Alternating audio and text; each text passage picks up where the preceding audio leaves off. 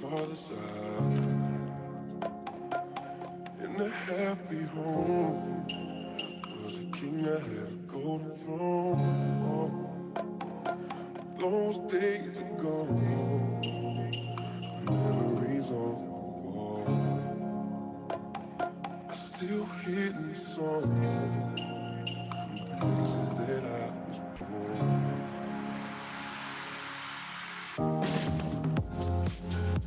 On the hill was the Kool-Aid, where I had my first heartbreak.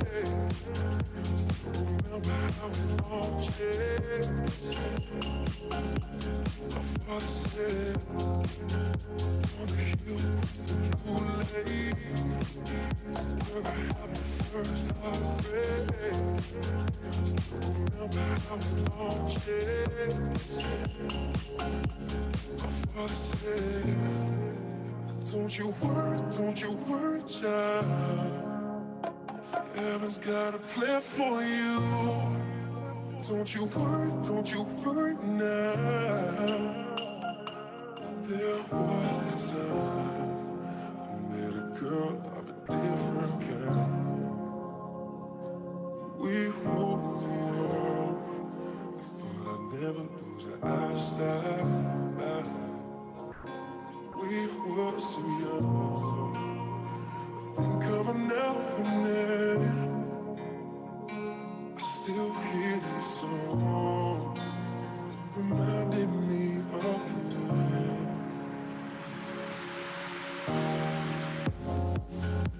on the hill was the Kool-Aid, where I had my first heartbreak. Still remember how it all changed. My father said, on the hill was the Kool-Aid, where I had my first heartbreak. Still remember how it all changed. My father said, don't you worry, child. Heaven's got a plan for you. Don't you worry now.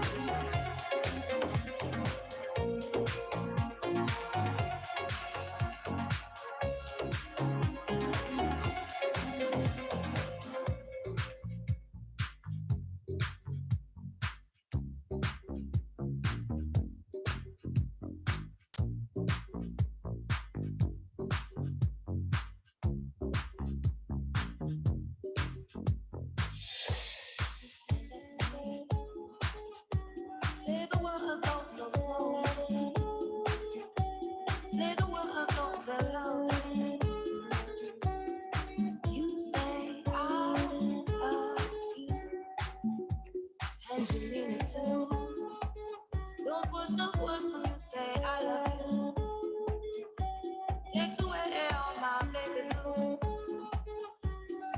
You say I love you, and I do, and I do, and I do, and I do,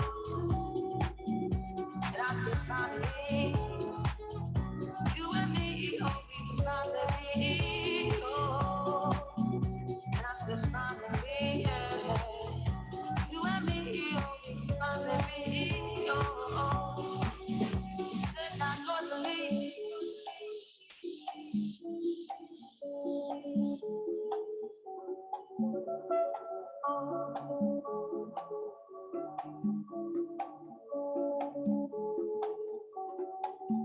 Said not joyfully, not joyfully.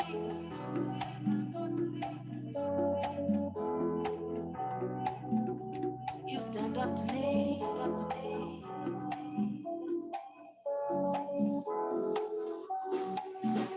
Said not joyfully.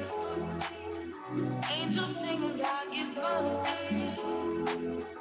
At the side of you and me, never be apart now. Oh, oh, oh, oh. And I do too. Oh, and I do too. And I do too. Oh, oh, and I do too. And I said, finally, oh, you and me, oh, we finally be.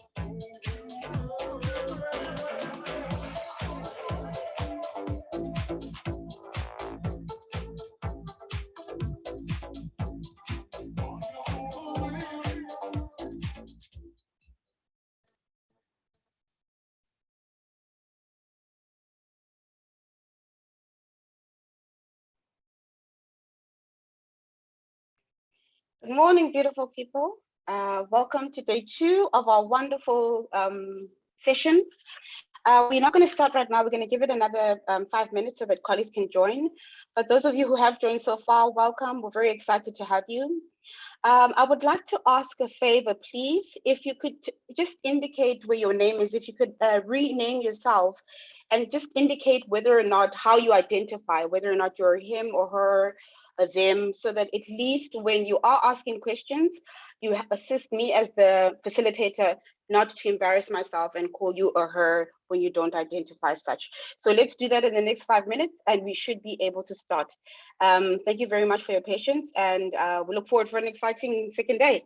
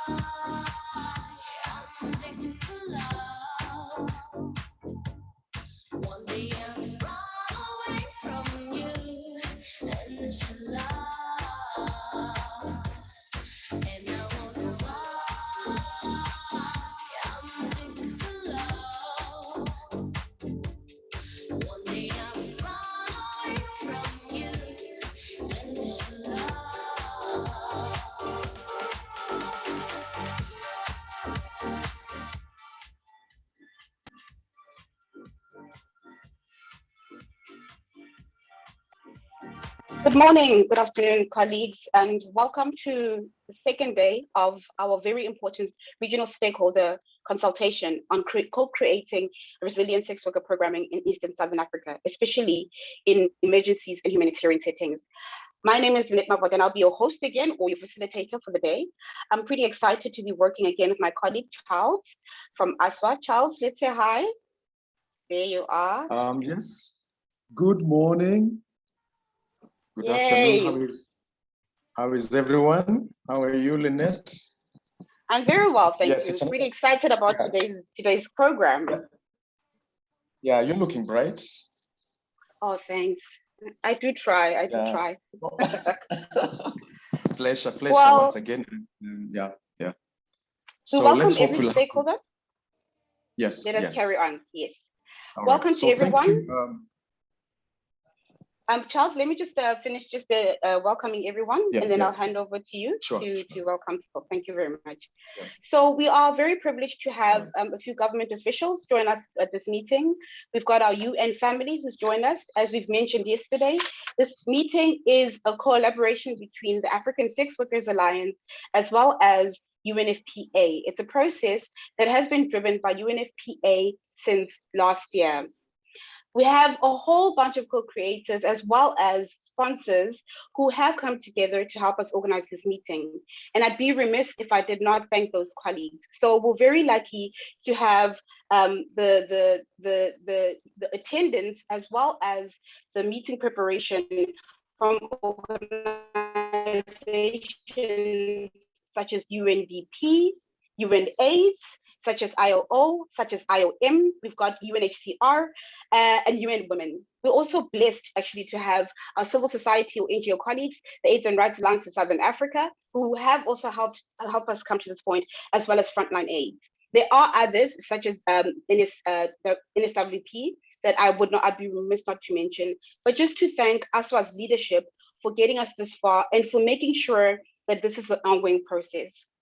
As we've heard from Maria yesterday, and as you will hear from my colleague, Emma, Dr. Emma Durden, who's currently our rapporteur, we have done a lot yesterday. We went through many sessions. We dealt with many conflicting issues that broke our heart at times. And when we came to the issue of lived reality, we actually heard that one of our colleagues' organizations was being raided by the police.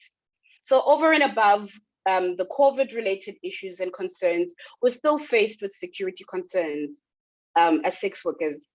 So it is very critical for us to address some of these issues, to understand where we can get information and what we can do when we find ourselves in such predicaments. What we're going to do is, you have received a program when you did register again. Thank you very much for that. You've got the running order for today. What we're going to change a bit is what's happening this morning. Number one, we will hear from Emma as she does a recap of what we discussed yesterday. Number two, we'll then go into a panel discussion, which was supposed to happen yesterday, but will happen today with some of our sex worker colleagues who will give us their experiences. We do hope that Martin can join us. We know that there were challenges yesterday, especially with his organization being raided, which is very unfortunate. And then thirdly, we will have the breakaway groups reporting back to us. We've got two breakaway groups who will be reporting back to us because we experienced technological challenges and weren't able to convene the third one. But today we will do better and build stronger. Thank you very much. What I'd like to do now, Charles, if you'll allow me, is just to get into the program and call on Emma to please do to provide her recap of what we discussed yesterday. Emma, please do share your.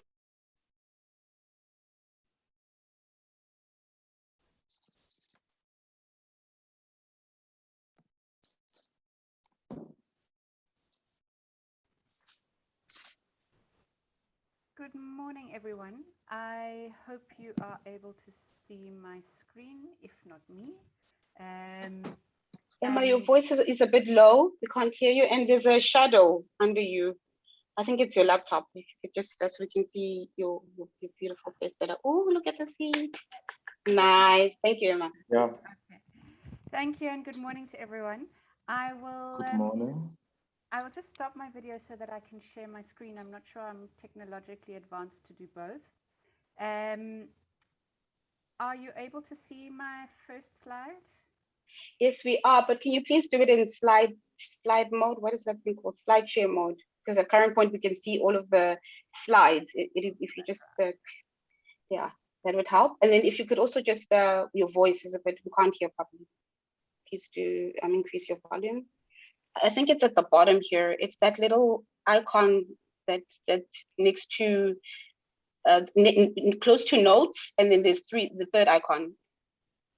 There's notes, and then there's the icon, and then there's the icon with the four little what is it called? Squares, and then there's one that looks like a book, and then there's one that just looks so that you can share the entire presentation. Okay. I don't know if that helps. Sorry, I'm being. We all are. Don't worry.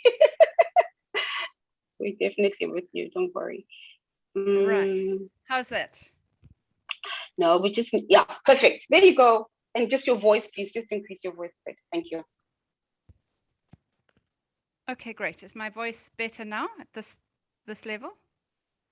I think so, yeah.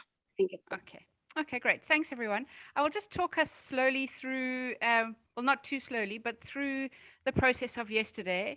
Our opening session by Beatrice Mutali, who really, I think, highlighted to us that sex workers' lives matter and that the COVID-19 pandemic has made the vulnerabilities of sex workers very clear. And she hoped that the meeting would really come up with a number of advocacy messages and a clear roadmap to reshape the landscape for sex workers in the region. And then Grace from ASWA, who talked about how exciting it was to see that there is a strong sex worker movement and that movement building is a reality. And she talked about the need to think and to strategize for how, in times of pandemics and other shocks, how do we build the resilience of the sex worker movement. We then had a very brief introduction to the perspectives from sex workers, and Martin talked about some of the difficulties experienced by sex workers during the lockdowns, and talked about some of the responses. And I think that those were really interesting in terms of really focusing on multi-stakeholder meetings and the need to constantly draw in different parties to engage the violations that sex workers face, the training of health promoters, and the provision of psychosocial support. And again, that was found in the next section, that where sex workers are connected to organizations and to other sex workers, they are able to be stronger and more resilient. And that really came out in Maria's presentation on the impact of COVID-19 on sex workers and the research they did, which showed that, in fact, the containment measures and the lockdowns had a greater impact on livelihoods, on human rights, and on health than the pandemic itself did. She talked about the need for health system strengthening, peer education programs, micro-planning, and really strong partnerships and coordination to make sure that sex workers are connected and are able to move forward with their own agenda for rights. She also talked about the need to focus on discrimination and violence, and this is really closely related to criminalization and the resultant stigma towards sex workers. When the study kind of came out with a number of recommendations, and those were really about the inclusion of sex workers in a range of programs, including protection programs, the need to find evidence and to create strong rights-based and evidence-based economic empowerment programs. And as Doughty was saying, these are not rehabilitation programs, but empowerment programs for sex workers, decriminalizing sex work, reducing stigma and discrimination, and then addressing violence through a range of factors, most of which involve community empowerment and engagement and working closely with other parties. She also talked about the need to decentralize and demedicalize health services to make them more accessible. And a lot of this is through internet-based services, but also bearing in mind the digital divide and how that might reduce access rather than promote access to services, and the need for us to strengthen community-based and community-led service delivery. We then went on to Nanhlanhla from the World Food Programme, who gave some examples of how sex workers had been included in support programs in Zimbabwe and Mozambique. And she again talked about the opportunities for advocacy to ensure that sex workers are included in food security programs. Again, we look at data collection and analysis, that we need data about sex workers, about their food security, and to include the vulnerabilities of sex workers in all of the assessments that are done around both food security and sex workers, and to include sex workers as a vulnerable group in social protection mechanisms. We then went on to Doughty's presentation, where she looked at how advocacy for sex workers fits into the Sustainable Development Goals. And I think this really showed the opportunities for where advocacy can happen. And it's across this range of the SDGs. And I think it makes it very clear that these are sort of standard human rights issues that need to be addressed.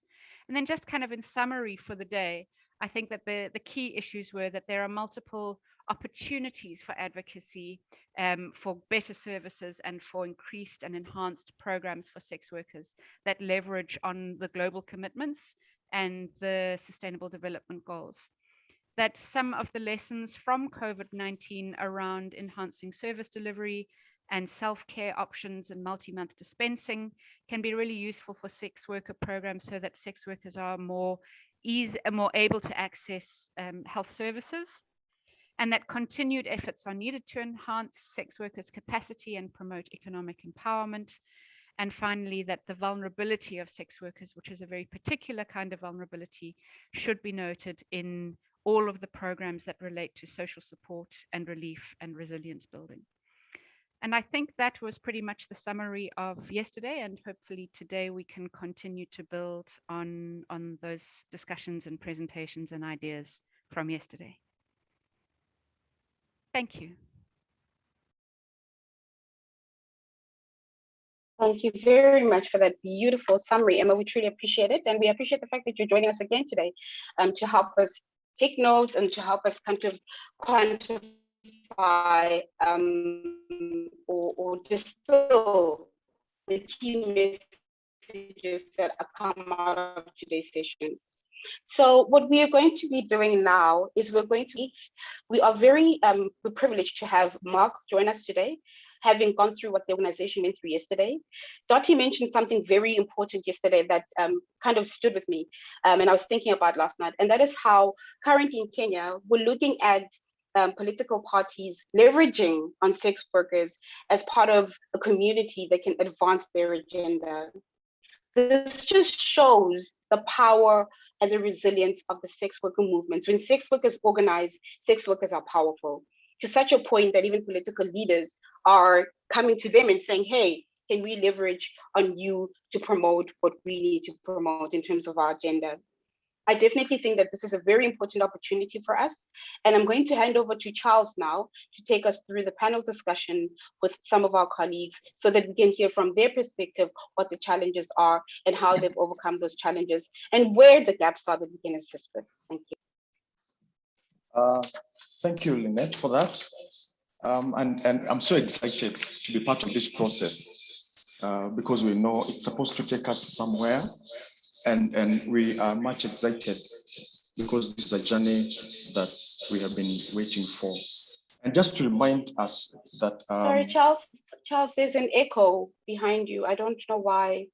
If you can maybe switch off, I don't know what you need to switch off, but there's an echo behind you, so we can't hear you clearly. Okay, just a minute.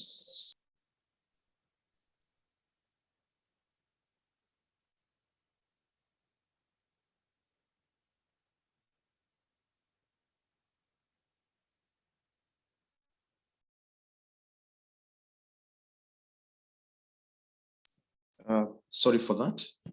I was saying that we are super excited to be in this process because it's supposed to lead us to coming up with an advocacy framework on strengthening sex workers programming in the areas of livelihood, human rights, and health.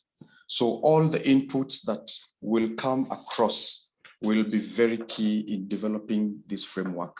So right ahead, I want to invite Mark And just to update you guys, yesterday Mark went through a bad ordeal. Their offices were raided, and that's why he could not present yesterday. And it's unfortunate that he went through this. So Mark, you are much welcome. Go on. Raise your volume, please.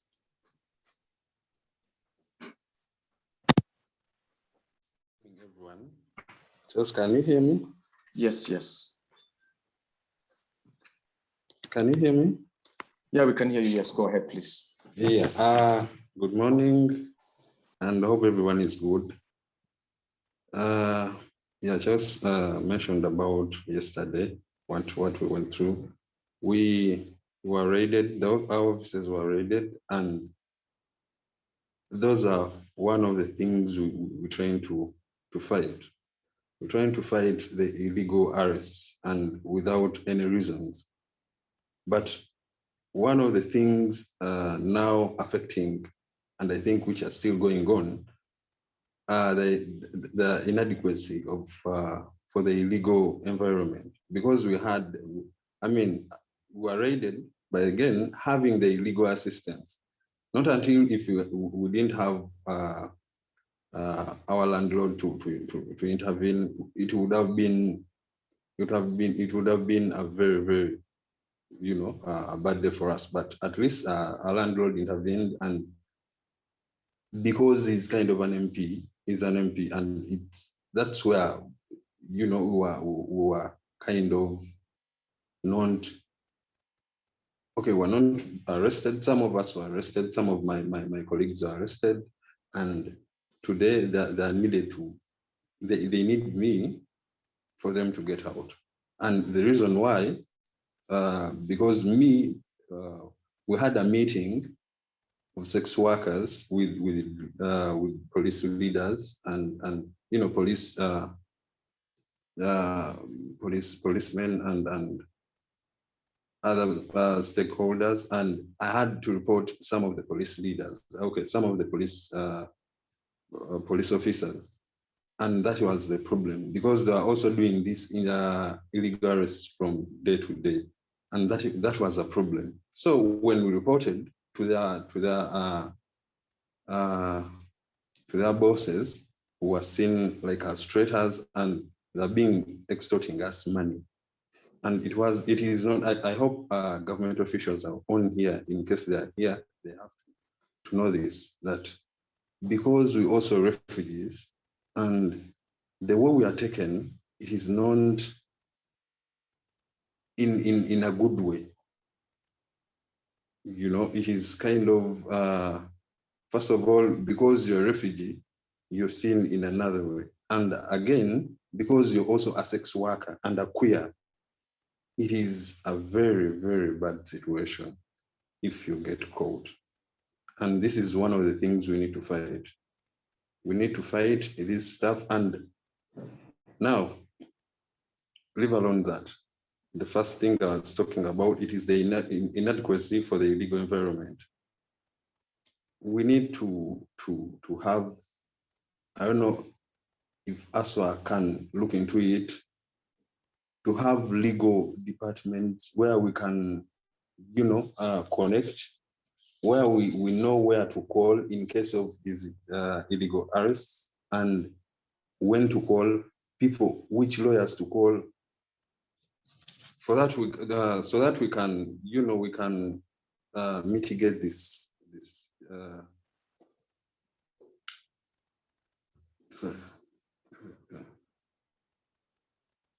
So that we can mitigate this problem, because now, due to the limited legal structures, some human rights defenders even often pay less attention to security concerns, and these concerns arise from the sex workers community and the unfair arrests to the queer sex workers, which have increased in the past few months, and this is very bad.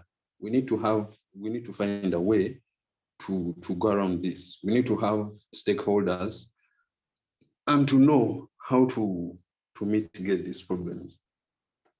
So the question for the security also, the safety of sex workers while at work.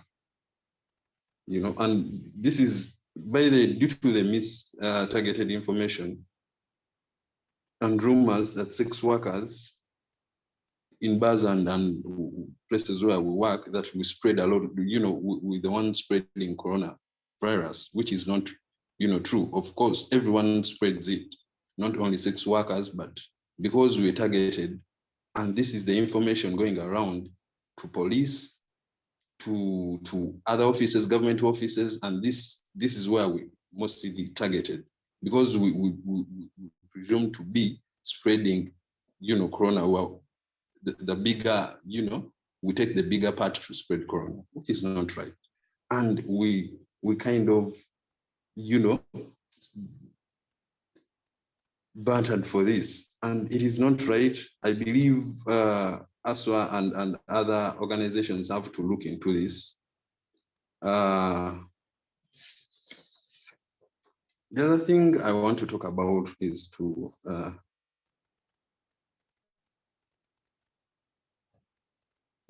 health among sex workers, because not only we got a setback in our livelihood, like, you couldn't now work.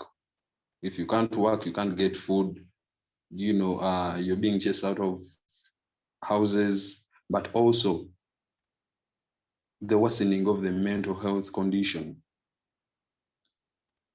Because now I've been encountering, like, in 2 months, I've been encountering 5 people having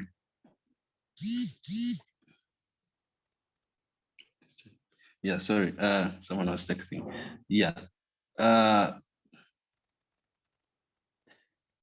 The mental health, can anyone hear me? Yes, we can hear you very clearly. Please continue, Mark. Thank you. Mark, can you hear us?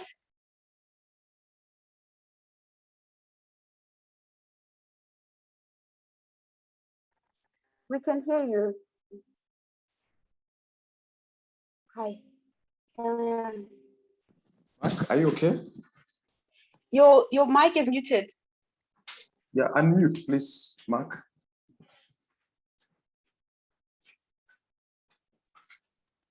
All right, Hello. go ahead. Yes, hello, I can hear you now. Go ahead. Yeah, I was saying, I've been Yes. encountering in cases of suicide, to like suicidal problems, because of the mental health. People are very depressed. The use of more, toxic substances, use of more drugs, and because of the mental health, we don't know, even because we don't. Before, we had some organizations helping us in encountering, group sessions, talking about ourselves, how we go around, the stress. But now, that was CVT before, but now CVT, I think, closed their sessions, and now this is where other stakeholders have to come in to mitigate this problem, because it is very, very crucial in our industry, the sex work industry. The more use of alcohol, and it is okay to use drugs, but not as, we want to talk about those people who use drugs. Yes, we can try to have sessions, but we don't have those, we don't have the capacity. So we need other organizations to come in and do, because also in our shelters, what we do, we just do the small percentage of it, having group sessions, but it helps, but not that very much, because we want those people who have practiced it, like who have gone to school to work on that, counselors and other, people concerned. So, and we don't have that expertise department to work on that. So we need other organizations and other stakeholders, and I think ASWA will look into this come to grassroots organizations and work on this, because it is really really not good. So also there was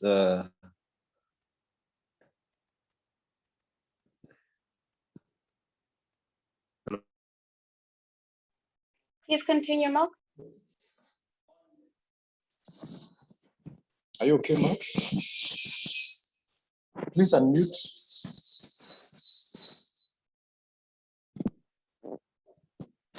Unmute, please.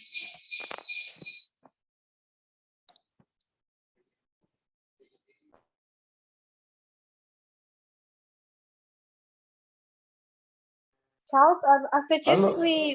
we give Mark a chance and then we possibly move on in All the right. interest of time. Is he okay? You want to just Yeah, try again?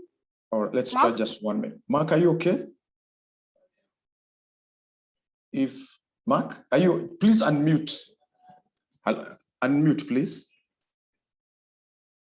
I can't hear you.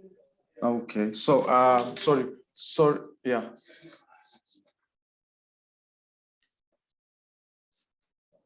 We would have to come back after someone else has presented, so please bear with us. I will ask Joyce Adhiambo, who is Sex Workers Academy Africa faculty member.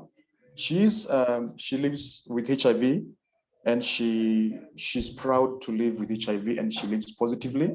And she's going to talk to us on how she has managed to beat the COVID and other things. So Joyce, please, you're welcome. So hello everyone, and How are good you? morning. Yeah, good morning. I'm very fine. Yes. Yes, thank you so much for this golden opportunity to do a presentation in this very powerful session. So I'd like to start with a brief introduction. My name is Joyce Adhiambo, and I'm a sex worker who is living with HIV for more than 18 years. And right now I have undetectable viral load. I've also survived TB, and I've also survived cervical cancer in a pre-cancer stage, whereby I went through a cryotherapy, and now my cervix is very healthy. So I am a faculty member of the Sex Workers Academy Africa, and I'm also the national chairperson for Network of People Affected with HIV in Kenya. And I'm a women's health activist and a community researcher in Nairobi. So I want to talk about yes. Hi, sorry, it's Lynette. Do you need your presentation, or are you just going to speak? Should I not share your presentation? Yes, I'm just going to speak. Okay, that's good. Thank you. Let me just read it. Thank you. Okay. So kindly allow me to remove the video, to stop the video. So I just want to give a brief background of the Sex Workers Academy Africa. Is a groundbreaking learning program for community empowerment and capacity building, led by sex workers and for sex workers. It delivers an effective blend of knowledge and experience. The Academy is presented over the course of a week and includes workshops, site visits, and art advocacy sessions. The Academy brings together sex workers from across Africa and develop organizing skills, learn best practices, stimulate national sex workers movements, and strengthen the regional network. The Academy is an African Sex Workers Alliance initiative. Since its inception, SWA has been inviting African Sex Workers Alliance members, organization in the Academy. As part of capacity development and empowerment of sex workers, participants have been given chance to share experiences. So out of the shared experiences, Sex Workers Academy Africa identifies as the following challenges caused by the COVID-19 pandemic. Therefore, sex workers' livelihoods, which entails many sex workers lost livelihoods due to curfew, cessation of movements, closure of bars and brothels. For example, we take examples of a few sex workers-led organizations because depending on the geographical locations. So I took Kiambu Sex Workers Alliance, also Coast Sex Workers Alliance, so Ambassadors, which is based in Nairobi, shared their experiences of livelihood. So sex workers who opt going online faced many challenges, including police breaking into guest rooms, patrols being conducted earlier than usual, arbitrary arrest, among others. Sex workers also faced blackmails from police, country askaris, and even the clients themselves. This forced sex workers to part with money as well as unprotected sex in instances where sex workers had no money. This was a great challenge faced by the example I gave earlier, like Kiambu Sex Workers Alliance. Sex workers also have faced starvation due to lack of clientele and lack of money. Remember, during the time of COVID, there was a lot of cessation, moving from one place to another, and even the closure of even where people, the eateries. So it really gave them a lot of challenges. So according to Soap Ambassadors and Kiambu Sex Workers Alliance, Smart Ladies in Nakuru, there was sex workers were forced sometimes to stop taking ARVs because some were even getting their ARVs from different counties, and even some couldn't even access PrEP whenever they wanted to because of limited time of operations in the healthcare centers and the cessation movements from one county to another. There was also fear of comorbidity also affected sex workers living with HIV like me, forcing them to stay at home even when they had nothing to put on the table and settle their bills. This was due to the fact that sex workers were there was impossible to happen while wearing masks. So, sex workers also faced exposure to dreadful diseases such as HIV and STIs and even unintended pregnancies due to lack of clients, which forced them to have unprotected sex just as to earn a living. So, when we talk about human rights in in a sex worker's life, during the period there was a lot of violence. Sex workers went up threefold. At one point, Kiambu Sex Workers Alliance reported 170 cases of violence. Others, such as Smart Ladies, Bar Hostess, Busia survivors, also reported such cases because they were all experiencing this kind of human rights violation. And I'm just giving a few examples because we have many sex workers-led organizations, and due to time, I cannot name them all. So sex workers living with HIV had status exposed and witnessed by a few organizations. So sex workers were murdered by their clients, and we have a few examples from EMAC, we have some examples from Kiaswa, we have some examples from Soap Ambassadors, we even have very many examples from Busia survivors and Smart Ladies as well. So frequent illegal arrests experienced by members of these sex workers-led organizations were very rampant. When we talk about stigma and discrimination from family members, since many came to know the nature of sex work, the nature of sex workers, including they were conducting due to working within their localities and during the day. So when it comes to health, service uptake went down because people could not access health services easily.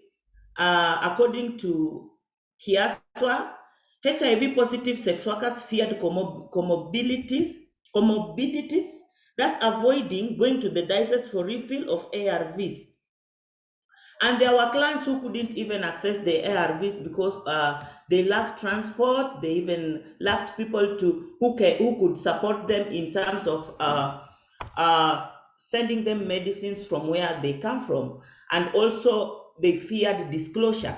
This was also experienced in other sex workers-led organizations, which opted for personalized services delivery, such as drug delivery by bar hostess and even hoimers. They delivered the drugs to their clients using motorbikes and other avenues which were possible. So there was lack of transport led by to many sex workers during sex workers also defaulted treatment. When you talk about post-exposure prophylaxis uptake went high due to sex workers having no alternatives when offered huge sum amount of money for unprotected sex. We also include a mental health for sex workers who worsened with sex workers committing suicide due to hardship caused by COVID-19. And we had sex workers who lost their 2 members due to mental health related issues. In conclusion, our COVID-19 pandemic has caused abrupt disruption of daily activities. Just like other jobs adjusted to the new normal, sex workers should be given a conducive environment to work under to ensure that all earn normally with no ultimatums. Sex workers' rights are human rights. Thus, there is need to ensure that sex workers enjoy privileges just like any other persons. Sexual reproductive health for sex workers is paramount for their well-being and their clients. And so there is need to fund tailor-made services deliveries by sex workers organizations to ensure that the different needs to get different approaches. And thank you so much.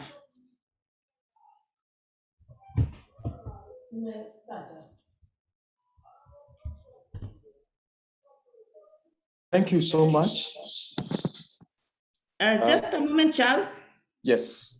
I would also like to include that I also went to the European Parliament to advocate for women's health in terms of ethics dumping, because we find most of the time researchers do parachute into our country, they do research without our knowledge, and then they run away with our samples. So I also have a link I will be able to share with you on the chat box, so anybody, everybody will be able to have access to that link, and then we will be able to understand what sex workers' needs are in terms of community research.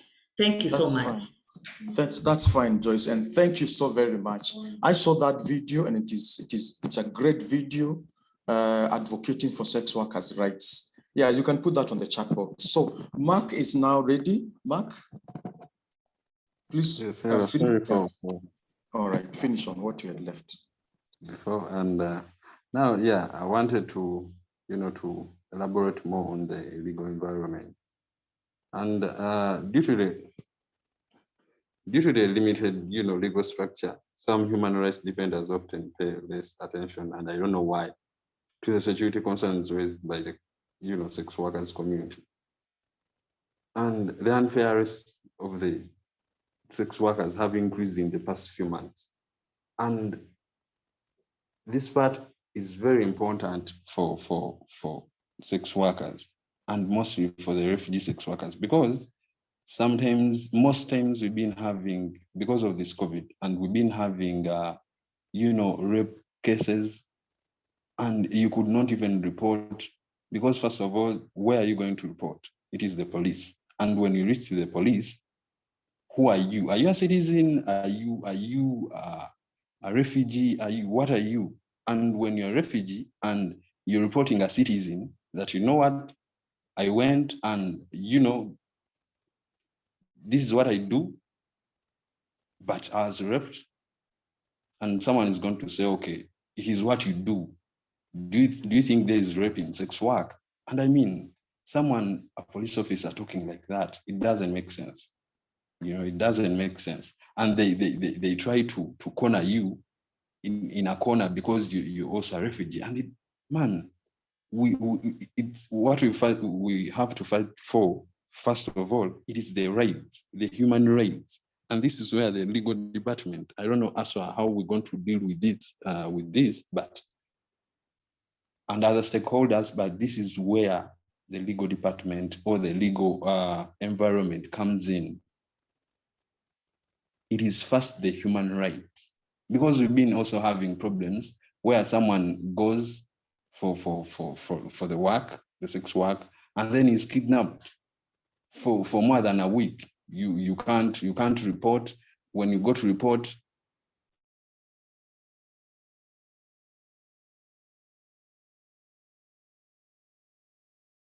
and that is it. People look at you like, why do you even come, from your country and come here?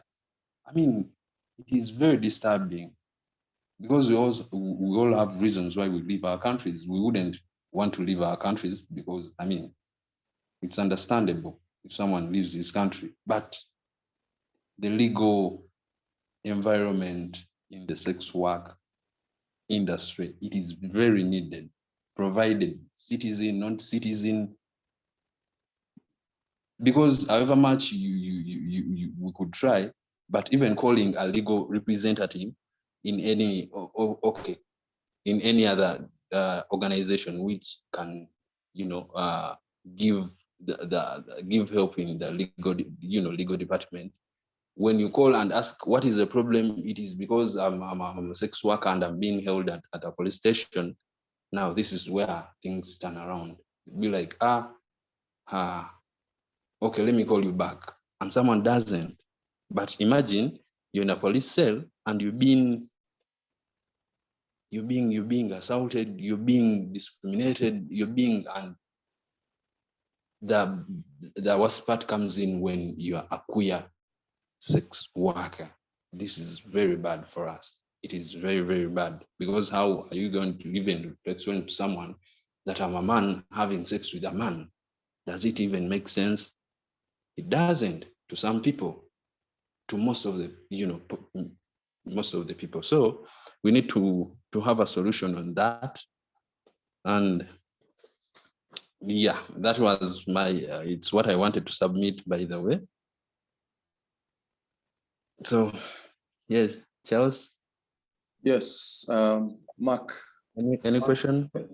Yeah, Mark, I really feel you. I understand the predicaments that migrant and refugee sex workers and even general sex workers are facing. The violence cases, it's really a big issue, and we will be responding as we move on. And I would like the next speaker to speak, and then we'll have a session. I'm done. To answer. Yeah, thank you for that. We'll come back to you. Thank you so very much. Yes, thank you for your time and your commitment. So next we'll have Lungile from Eswatini. Lungile, are you ready? Please unmute and proceed. Thank you very much, Charles. Good to see you. Everyone. Right. Thank you. Good morning, everyone. I'm Khumalo Lungile from Voice of Our Voices, a sex worker-led organization in Swaziland or Eswatini. Our organization is focusing on sex workers and to address their issues. We are having 3 objectives, which is to link, strengthen the capacities of sex workers. We link sex workers with service providers. We are doing most of the work as a demand creation for services. So I will go straight to the services that, or the program that VUVU do. We are doing the mobilization for sex workers for healthy services, and we work with the FHI 360 clinical, mobile, team. Then also we're working with the Ministry of Health in terms of the sex workers program. We are feeding into the Ministry of Health. We also do advocacy work as Voice of Our Voices. We do sensitization around the country together with partners of the LGBTI movement, CBOs. And we also do a sub-project which is called RRR, or it's an OVC project where Voice of Our Voices is enrolling children of sex workers into the program. I will go again to what COVID has impacted to the sex workers programs and the sex workers in Swaziland. The COVID has made a huge impact into our program because we were not able to see face-to-face with our stakeholders. As Voice of Our Voices, we like more to communicate face-to-face with our stakeholders. So the programs were stuck. We were not able to do it. And again, the office has to be shuttered down. So there was no more services,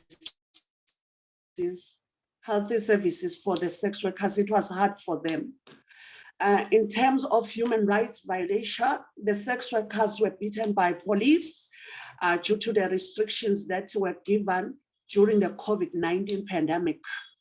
And also the sex workers were not able to access their healthy medication on time, or sometimes they even ran out of it.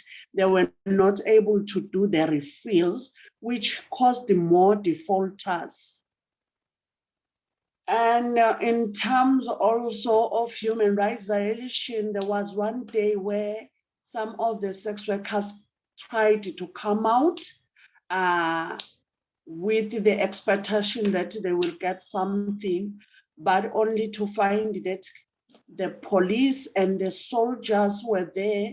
They were beating them until one of the sex workers fell in the road.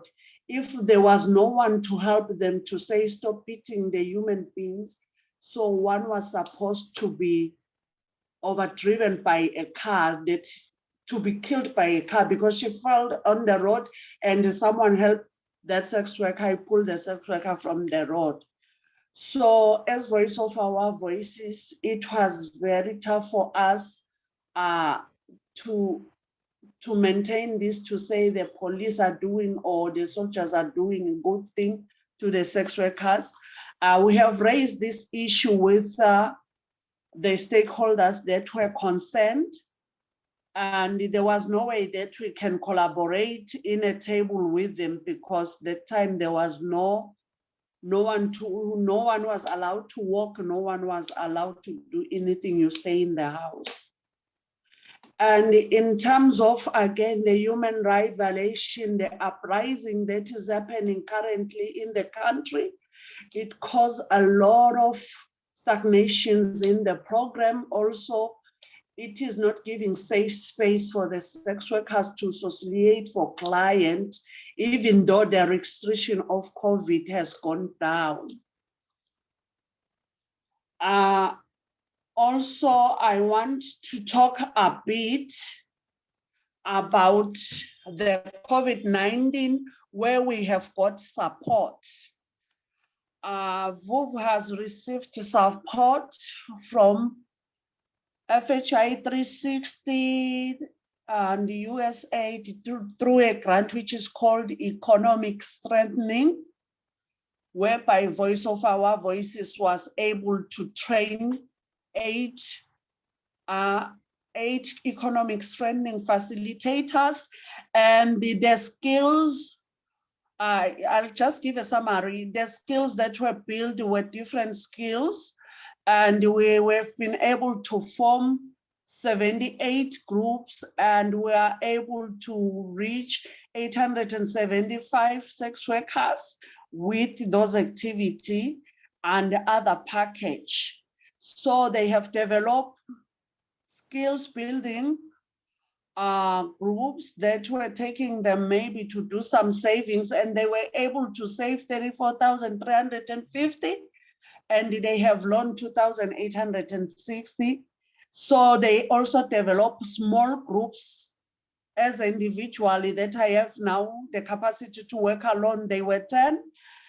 Also, we were able to facilitate COVID-19 healthy talks, and there were 78. And we were able to do sensitization across the country, which was 8 sessions. And we were able to distribute dignity packs, which were 325 to the sex workers. Before we do the economic strengthening, as Voice of Our Voices, we were supported by ASWA to respond to the situation whereby we have bought packages for sex workers, food packages. Also, we have been able to buy some masks for them to do the prevention of the COVID. Although I think also we were able to reach a lot of sex workers with ASWA money, although we were just having a certain criteria at that time, but it has worked for us and it has helped us a lot. Also, I want to say we were also having pact on the OVC side, whereby they responded with cash grants to the children of sex workers, whereby we are having a child of a sex worker enrolled into the program. We will do a cash grant of 350 throughout the 6 months. Our last cash grant was last month. It was the last one. So I will go also to say, looking to the challenges that we have faced also through the COVID. We have some community members who were affected by COVID. Fortunately, some they were able to survive, and some were not able to survive. Which for us as VUVU, it was a challenge, because we also have some table to raise these issues. And unfortunately, there was no way they have catered for key population in the country to respond for the COVID-19. What I will say also we need to stay together with the government to say we are having other people who are called key populations. Whenever doing anything for the country, they have also to include them. Especially the sex workers group, they are more vulnerable. They are discriminated even by the laws. And also they felt themselves to come out, they are ashamed to come out to say, here we are, we need your help as a government person. And I would like also to emphasize that within the OVC, all the sex workers that are having children there, we are also having wealthy groups for them, which in totally it is 117 this time around, and before it was 196. Due to the movement, we were losing other groups, so now we are having 117. And again, we are also supporting children of sex workers to adherence.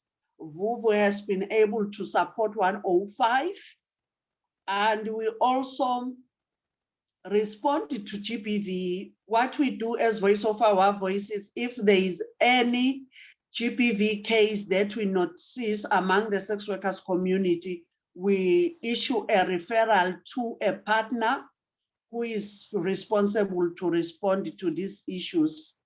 Again, Voice of Our Voices do parenting sessions with the sex workers that are caregivers under OVC. The parenting sessions is helping the sex workers to have relationship with their children, which before was very tough for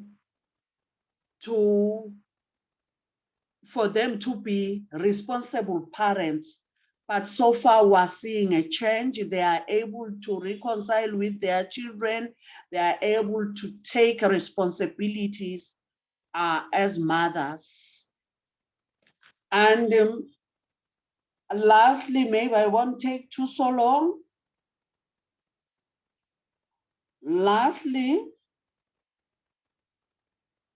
I want to say thank you to you all in the call. I want to thank also ASWA that they were able to respond quickly when we were shouting for help during the COVID-19 pandemic in its early stage. I want to say thank you, Charles, for that and making me to be part of the call. I think more of the sensitization, FHI will speak about it because we used to work with them. Thank you. Thank you, Lungile, for your presentation. At least today we were able to hear from you. Yesterday we had some challenges. Thank you for you've been articulate. You've brought out the situations that sex workers in Eswatini are facing, and let's hope that we'll come up with a draft advocacy framework on strengthening sex workers programming in the areas of livelihood, human rights, and health. So thank you once again. Next is one of our board members. She's called Muhammad. She is a trans sex worker. She is the director of an organization called Mwamkompia in Kenya, in Malindi. So Moha, please, you're welcome. It's good to see you. Okay, thank you so much. And I'm going to take through lived reality of sex workers. And let me just share. Okay, so I'm gonna take you through the lived reality of sex workers here in Africa. My name is Mohamed Gaji. I'm director of Mwamkompia community-based organization based in Lamu, North Coast of Kenya, and I'm an ASWA board member. So sex workers face high rate of violence here in Africa. Sex workers in African countries face diverse form of violence from all sections of society with whom we interact, from clients, police, landlords, brothel owners to family and community members. So sex workers face a very impactful violence challenge here in Africa. We also face homophobia and stigma. Homophobia portrays sex workers as disempowered, helpless victims, unable to make decisions or take care of themselves, and alternatively as criminals, deviants, sexually dangerous, and immoral. Sex workers are constantly exposed to negative stereotypes about themselves and may come to believe that these stereotypes are true. We also face criminalization of sex work here in Africa. Sex work is criminalized in a variety of ways in different countries and localities in Africa. These include criminalizing buying or selling sex, legislation that criminalizes third party, families, partners, friends, and criminalizing activities associated with sex work, as opposed to sex work itself, such as soliciting, loitering, and procuring. COVID-19 also faced a major challenge, and it really impacted us as sex workers in Africa because closures of bars, hotspots, we couldn't go and sell sex there. We couldn't be there and wait for our clients. So it really impacted us in financially. So most of the sex workers were financially unstable during the COVID-19 pandemic. For sex workers who sell sex in ocean, beaches, in islands, so their main targets of clients are tourists. So there is not any plane coming here in Africa, in Kenya. So there was no tourists, and really impacted us negatively in terms of paying our bills, looking for food to put on the table. And also curfew limits sex working. So the imposition of curfew, and most of the sex workers here, it's when at night are so actively engaging in sex work activities. So being a curfew, so we were so confined in our houses, and we had to shift to online strategy to target the clients so that we can get them. And another lived reality is discrimination by police and law enforcement. In many places, sex workers report experiencing arbitrary arrest and detention. Sex workers are targeted not only under laws that criminalize sex work, but laws around loitering, noise, and public order. Abuse and harassment by police is common here in Africa, and police may be perpetrators of violence, sexual abuse, and extortion of sex workers. Police normally, especially the police officer, often demand free sexual services from sex workers and may refuse to use a condom. Sex workers living with HIV are heightened risk of additional violence in this situation if their status are revealed. Another lived reality for sex workers here in Africa is lack of protection and access to justice. Sex workers, especially those ones living with HIV, are frequently unable to access equal protection from law enforcement or justice when they report offenses committed against them, such as violence, rape, and robbery. Sex workers who report offenses may not be taken seriously than the straight guys and those who are not sex workers, and are at risk of experiencing further violence at hands of police, of even being prosecuted as sex workers. This acts as a deterrent to reporting. Violent offenders may view sex workers living, especially with HIV, as a group that can be targeted with impunity. And lastly, sex workers here in Africa, we face discrimination in healthcare. Sex workers, especially those ones living with HIV, frequently experience stigma and discrimination when accessing healthcare. This discrimination manifests as denial or delay of healthcare. You'll be in a queue and taking just a long time for you to access the services. And you can see the healthcare providers peeping you on the windows and mocking you just because you're a sex worker.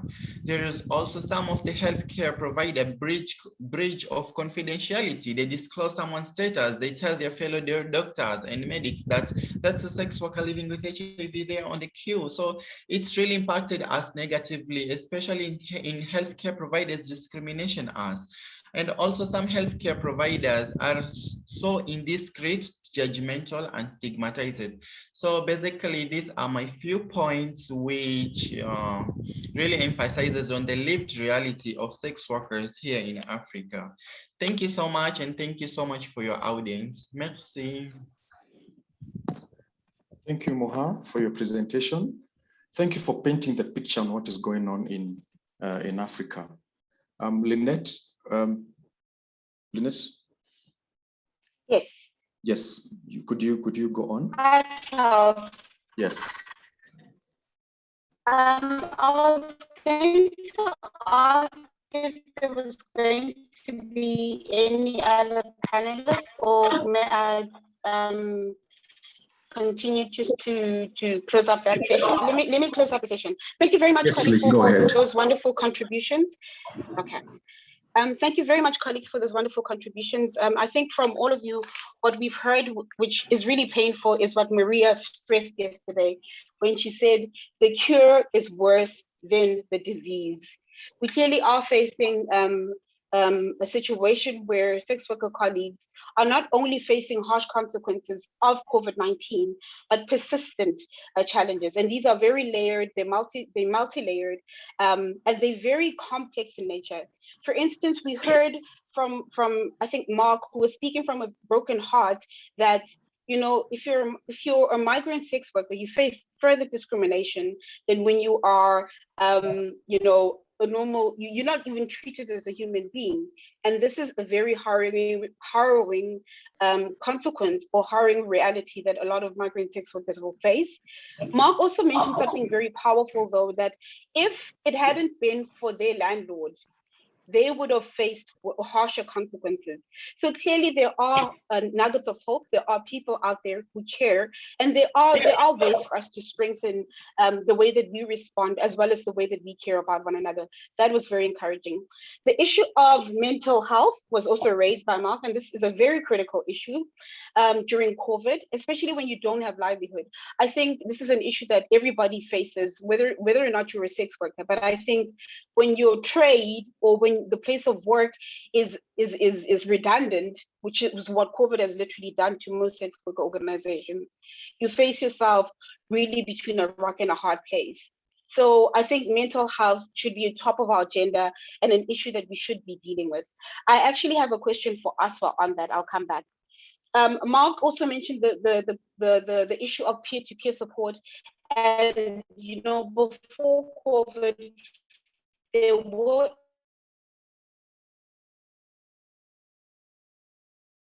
to hold hands, to share challenges that they were facing, which made things better.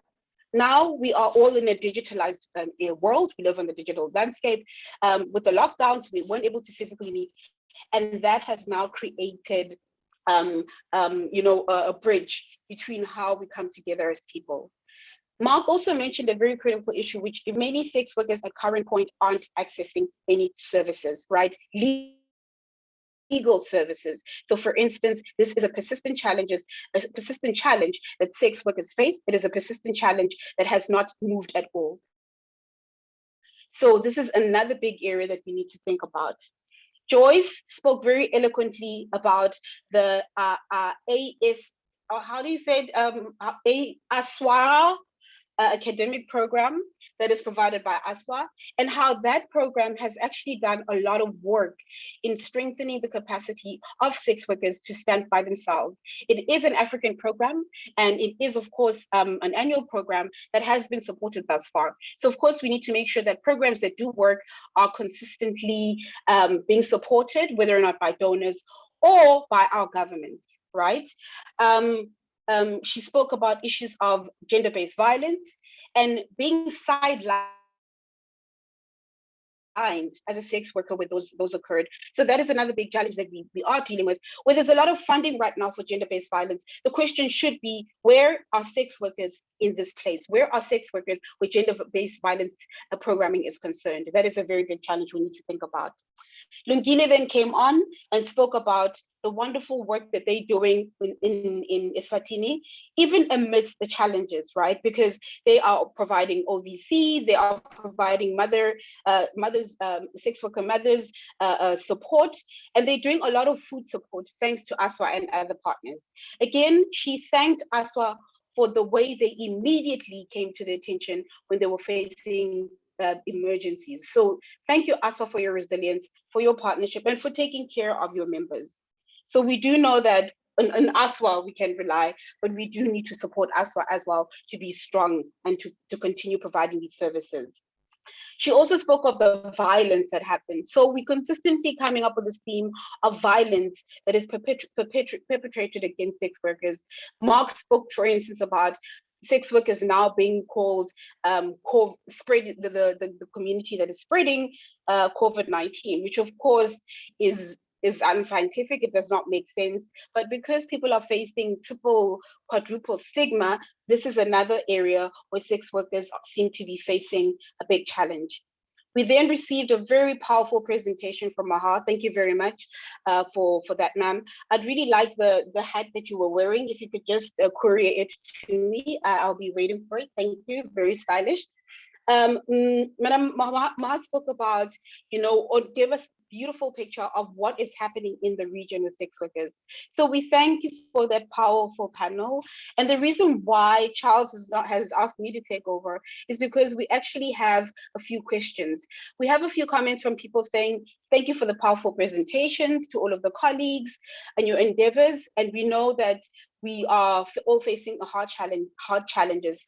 The question that we have from some colleagues, I've got one from a colleague named Namada Achara, is what is the plan of ASWA to support sex workers in countries of ISA where lives are devastated due to COVID-19 and criminalization dual epidemic? That is for ASWA.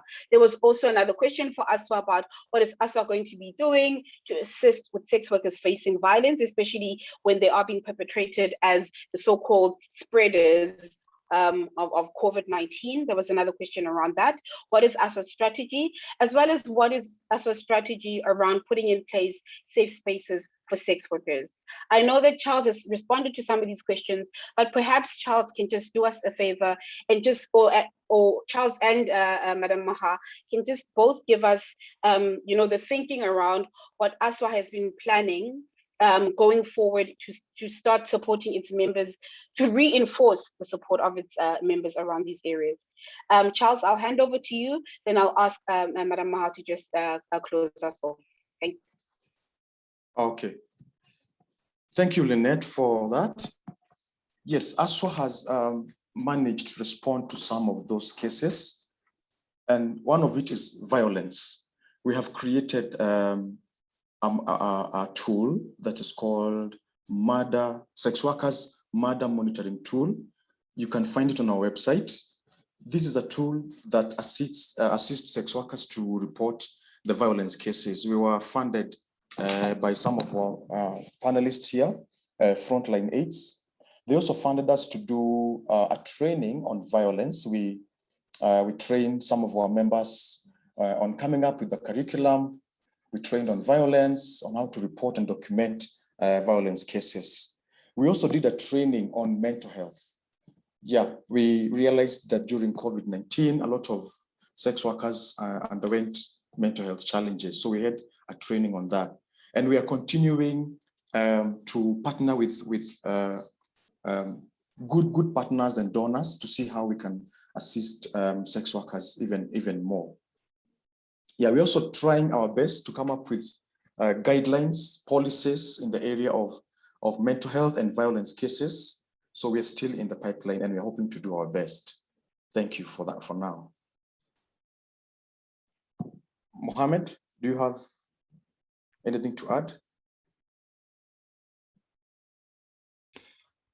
You have exhausted everything, so all right. Cool. Okay, thank you. So back to you, Lynette. Yes. Thank you very much for our wonderful panelists and for drawing, I think, for actually having very powerful voices around the work that sex workers themselves are doing. I think from what we've seen is that with support from other donors, with how sex workers are coming together, it seems as though they themselves are trying to find solutions. We as a community, we as a tribe are trying to find our own solutions where we are not finding solutions outside, or is that we really need, as partners, UN families, as civil society, we need to start supporting ASWA more. And I think this is because we can do one training on mental health, but we need persistence or consistent support, especially in the case of people like Martin, who are now, as he's speaking, he's depressed. He's like, I have no power. I am here, I need to go bail people out, I have no energy. You can see it, his energy is low.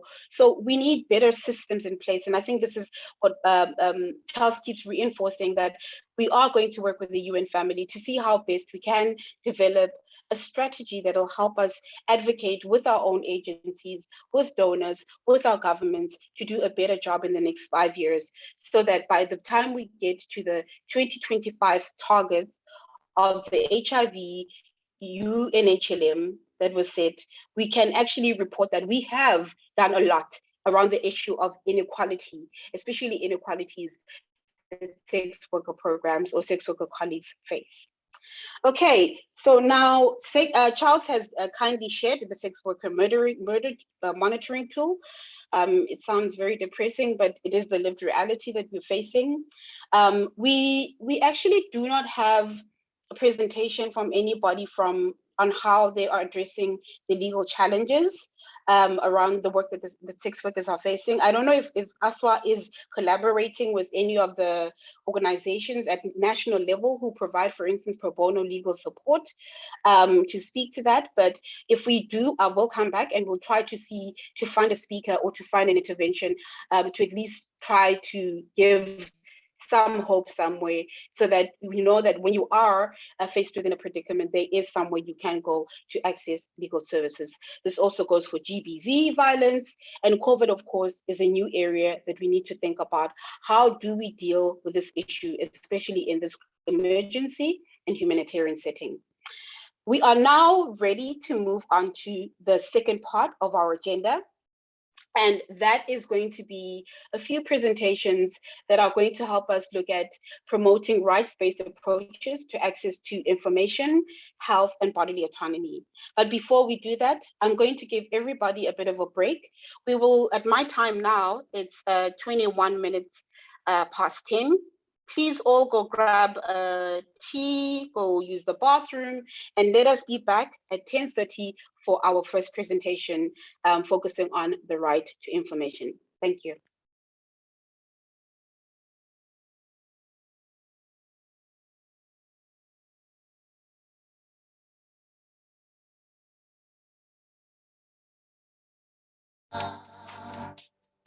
And I wonder why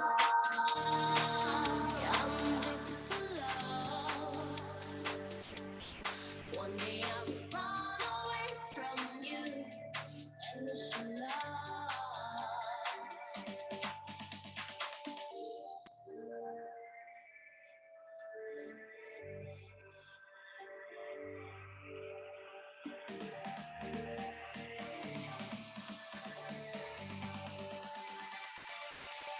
And I wonder why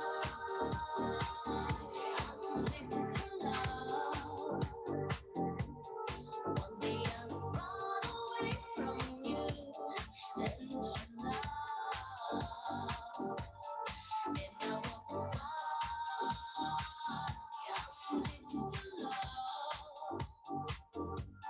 One day I'm run away from you and this love.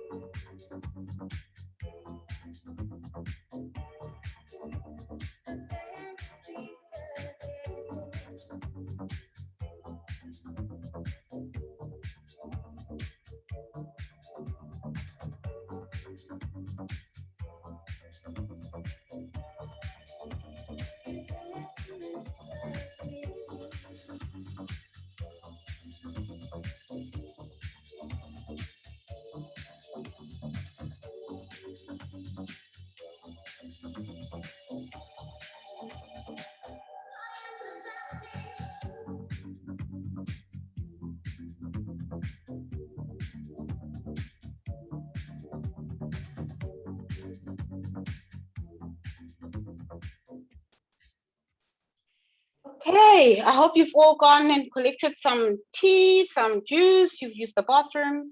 We're ready to start with the second session of the day. So what we're going to do now is just hear from our groups.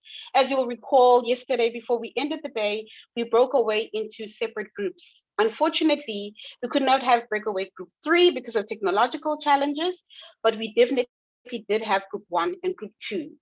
Group 1 is the breakaway group which dealt with the issues of ways to invest in protection of livelihoods. It was led by Nhlanhla Xaba as well as Charles. Breakaway 2 focused on human rights, and it was led by Dr. Goto and Hejen Kim. So what we're going to do now is request group 2 to start us off, just to present some key points of what they discussed and what their advocacy messages are. Over to you, Hejen. And you can share your screen, please, the presentation if you have it.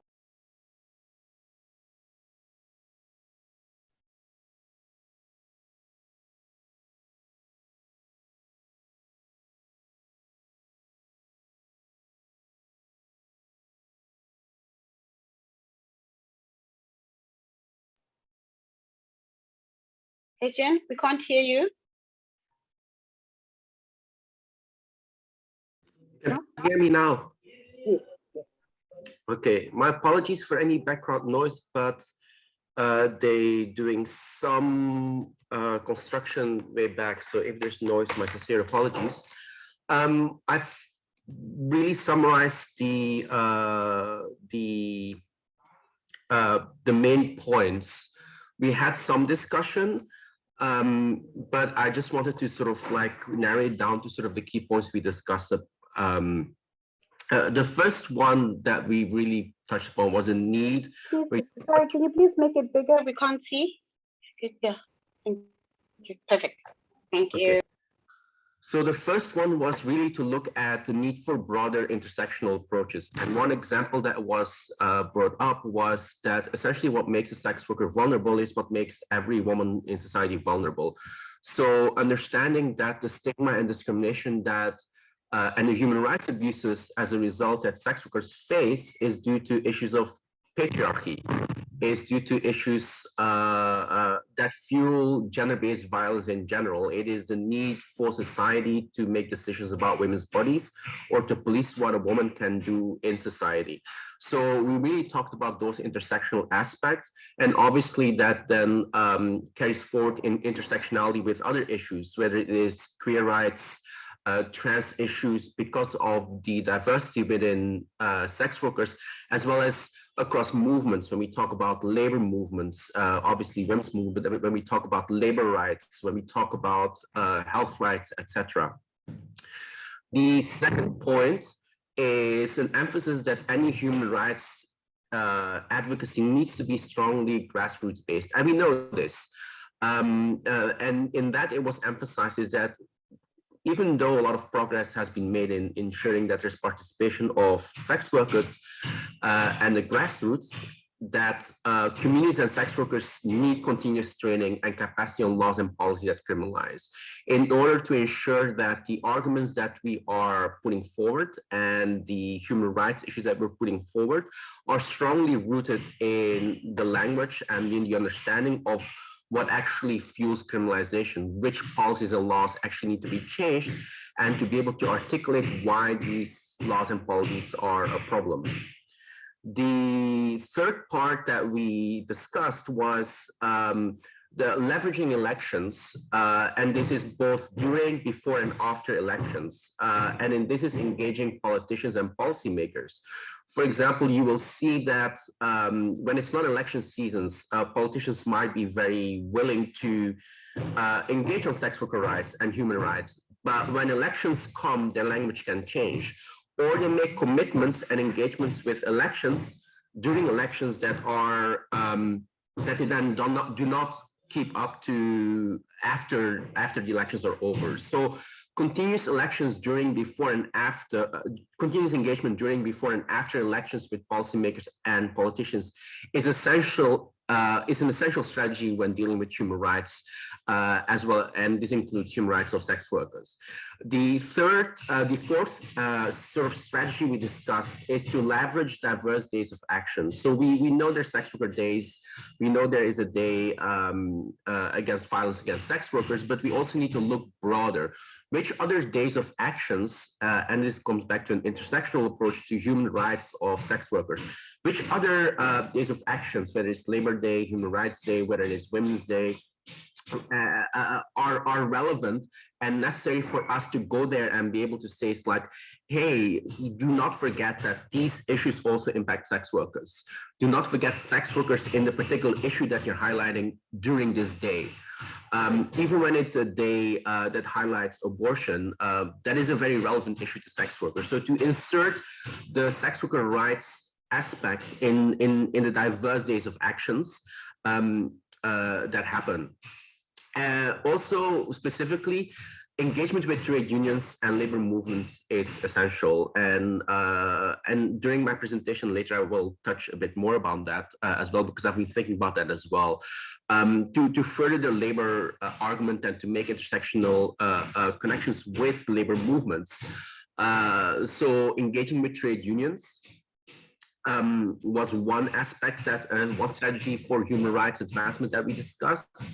And the last one was to really ensure that we talk with one voice about decriminalization, to ensure that across the work we're doing, we are having one voice, that we're putting the same message out so that people are not confused about what we're actually saying when we say decriminalization. So that there needs to be more engagement within our movement to ensure that we're speaking with the same voice and with the same messaging. So that is sort of the key points that came out from our discussion. Thank you, Hedgen, for that. We truly appreciate it. And I'll just hand over to Charles to give us a wrap up of what they discussed. Their group was ways to invest in protection of.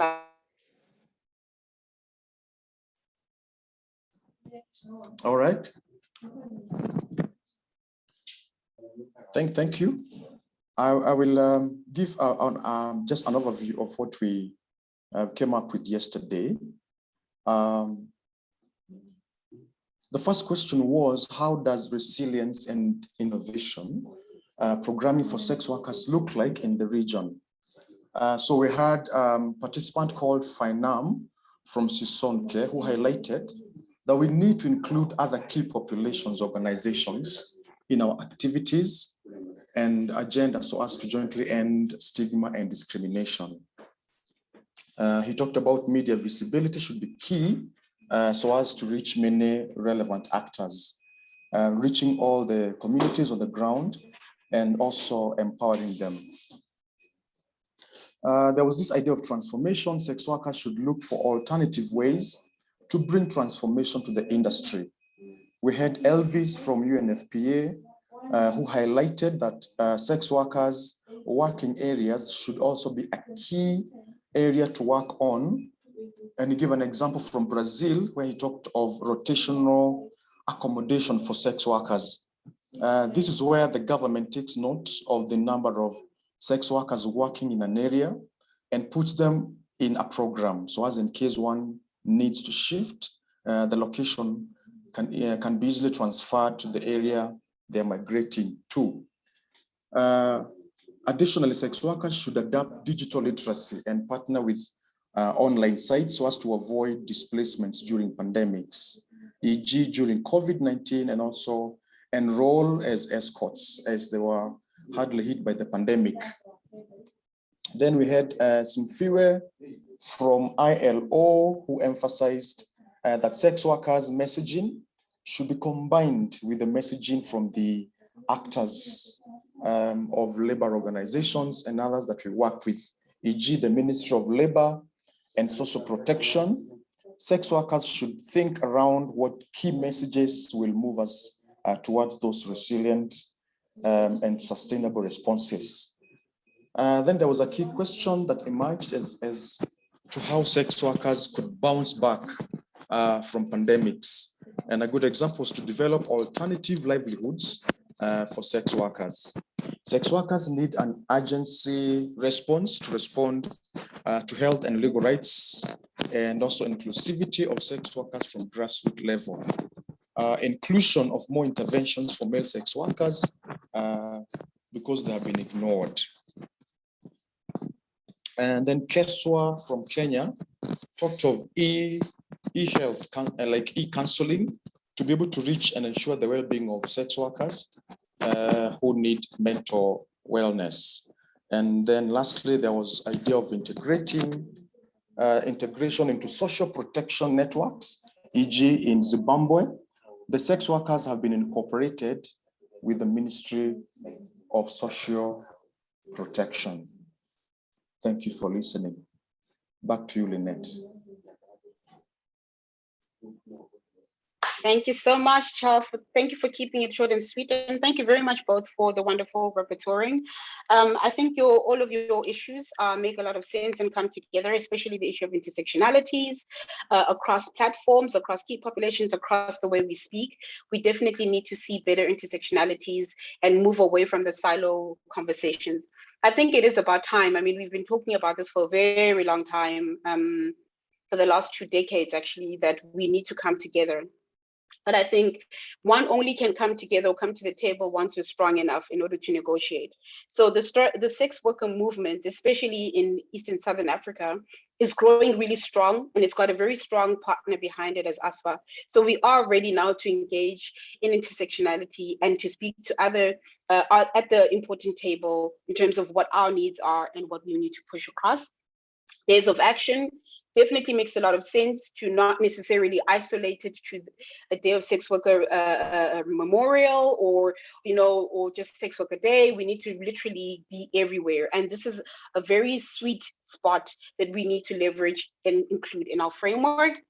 Talking about trade unions, we'll talk more about trade unions today, because I think it is a labor rights issue. If we can't push the decriminalization agenda as the top of what we need, then the second best is to fight for work, is to fight for our labor rights. And this is something that we'll keep engaging on today, as well as the decrim agenda and having one united voice around decriminalization.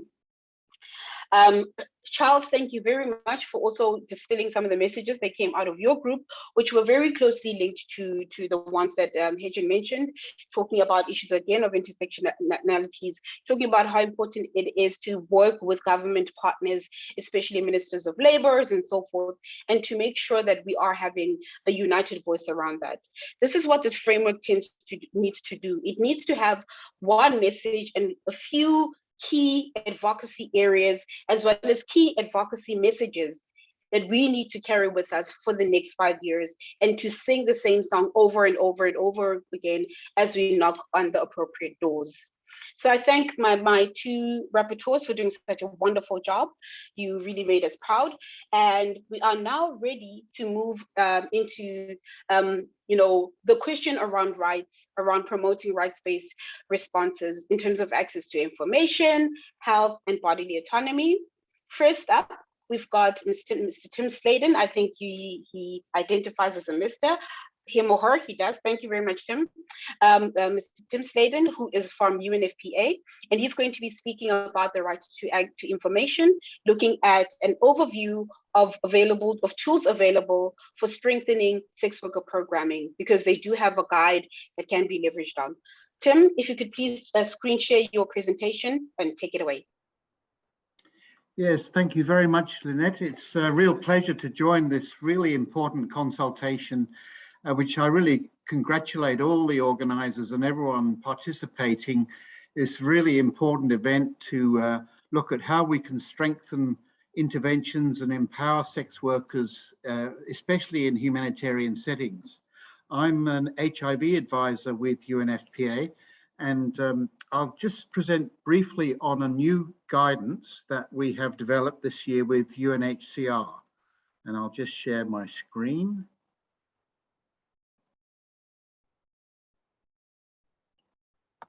Can everybody see my screen?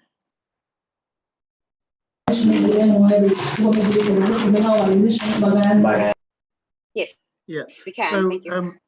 Thank you. Yeah, with UNHCR and UNFPA, we've developed this new guidance for really responding to both health and protection needs of people who are either selling or exchanging sex in humanitarian settings. It's a bit of a mouthful, the title, but we want it to be as inclusive as possible. As you'd be aware, many people start to sell sex in humanitarian situations when their other means of income is deprived from them. And so they're very vulnerable, many people, and many will not identify as sex workers. Sometimes there are young people under 18 who are also engaging in selling sex. So we have to try to be inclusive, and we've developed this guidance to really fill a gap. We have the SWIT guide for use in non-humanitarian settings, and we've taken the SWIT guide and extracted many of the key messages from it and sort of tailored it for use in humanitarian situations. There are many people I want to acknowledge. The sex worker community has been involved, UNHCR colleagues, other NGOs and other partners have made input into this guide.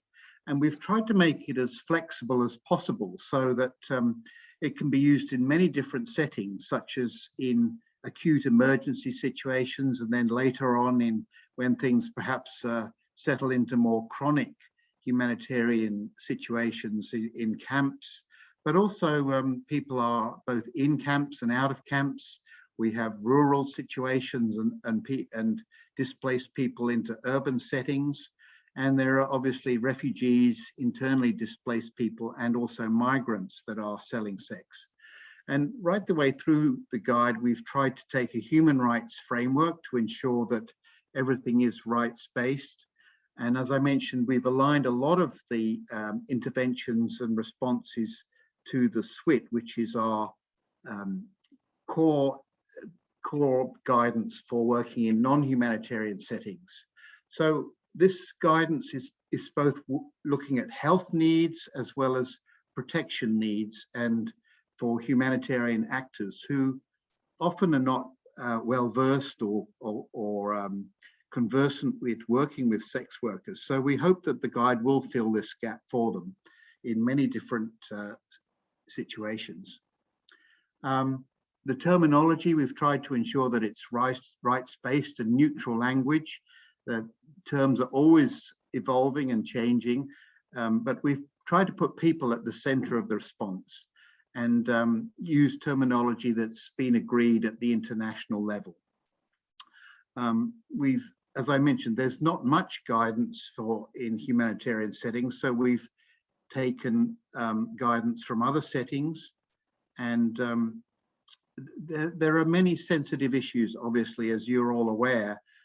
So we've tried to address these sensitively and include basic recommendations.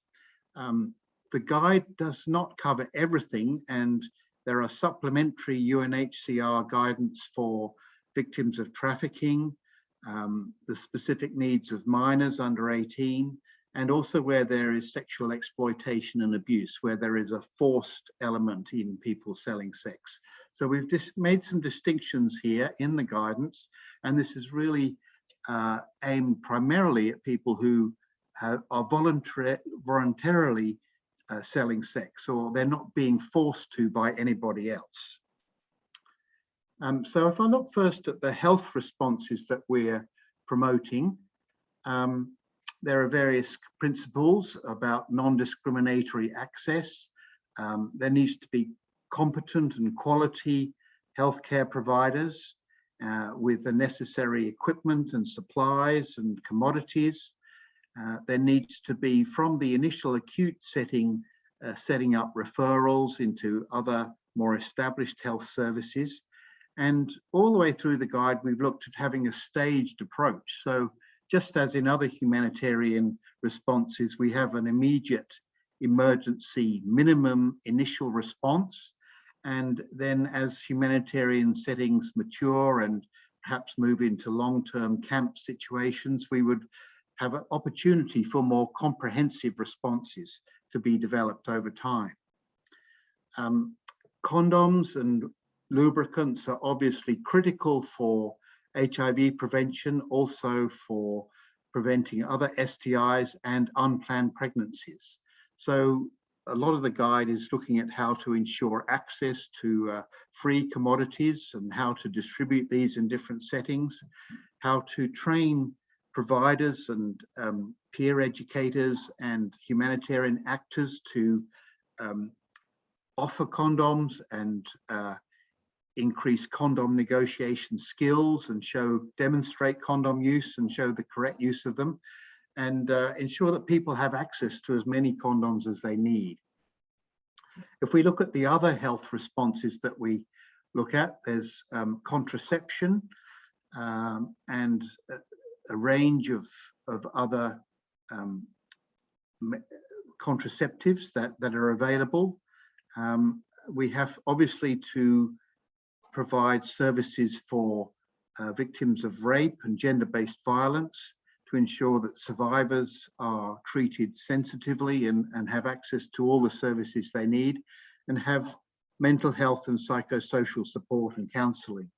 And then other key issues about STI diagnosis, treatment and management, post-abortion care, and cervical cancer screening for women who are selling sex. Then there's a whole range of other things such as maternal health, antenatal care, postnatal care, and emergency and obstetric emergency obstetric and neonatal care that has to be provided in a longer term setting.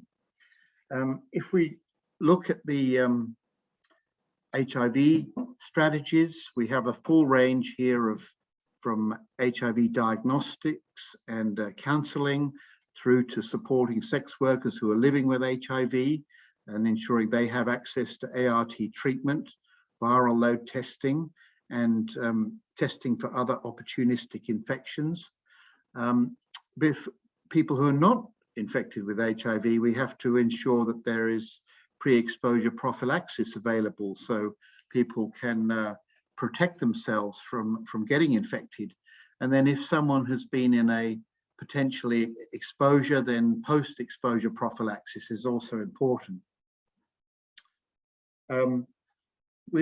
I'll just continue on health for a moment. In the comprehensive approach, we give various examples of intake files and reporting forms and clinical management forms that can be used in humanitarian settings. We look more at mental health issues and working with women to prevent pregnancies.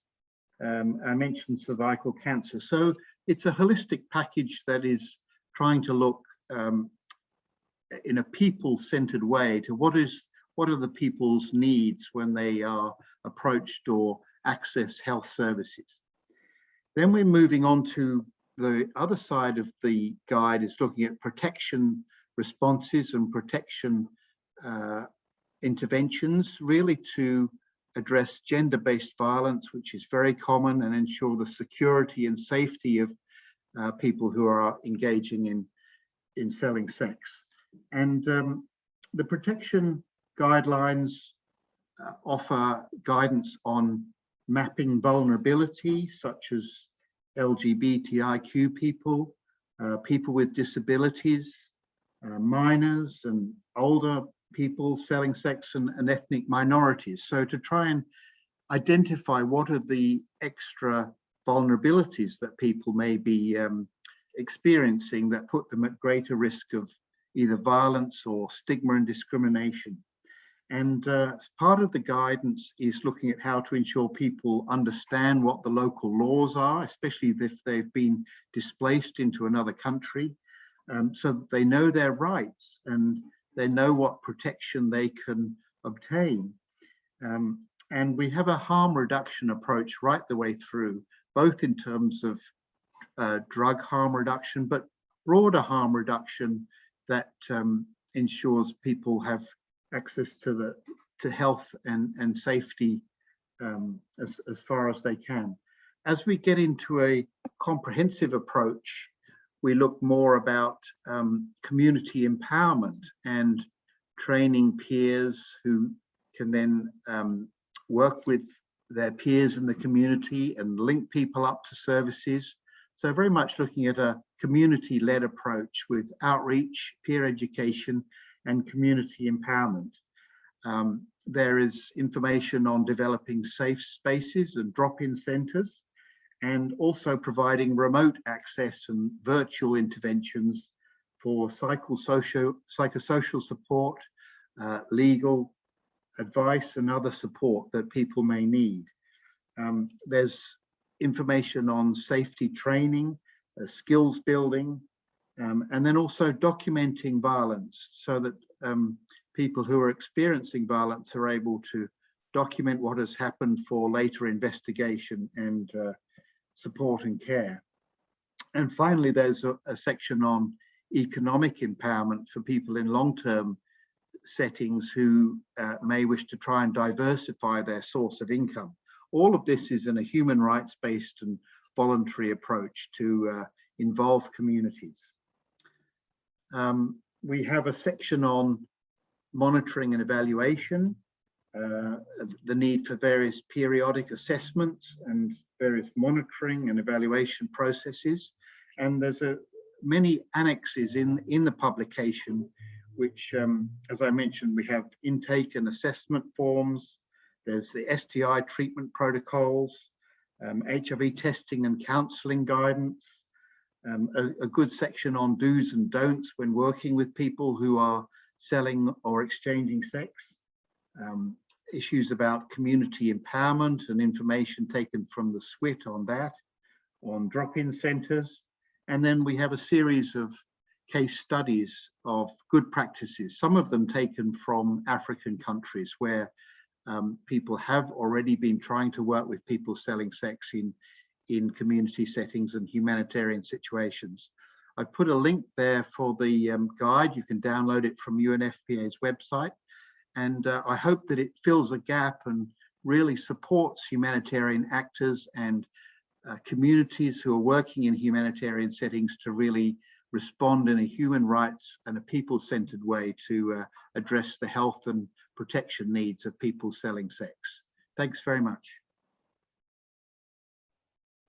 Thank you very much for that presentation, Tim. Rosemary is very happy with it, and I think the rest of the rest of our panel, the rest of our audience is. A question for myself actually is, now that we've got a guidance and it's developed, do we have a strategy of how we're disseminating this guidance to all partners in humanitarian settings? Because I think this is important, number one. Number two, guidance coming from UN agencies or from WHO tends to be very chunky or tends to be, not necessarily palatable to a lot of the communities.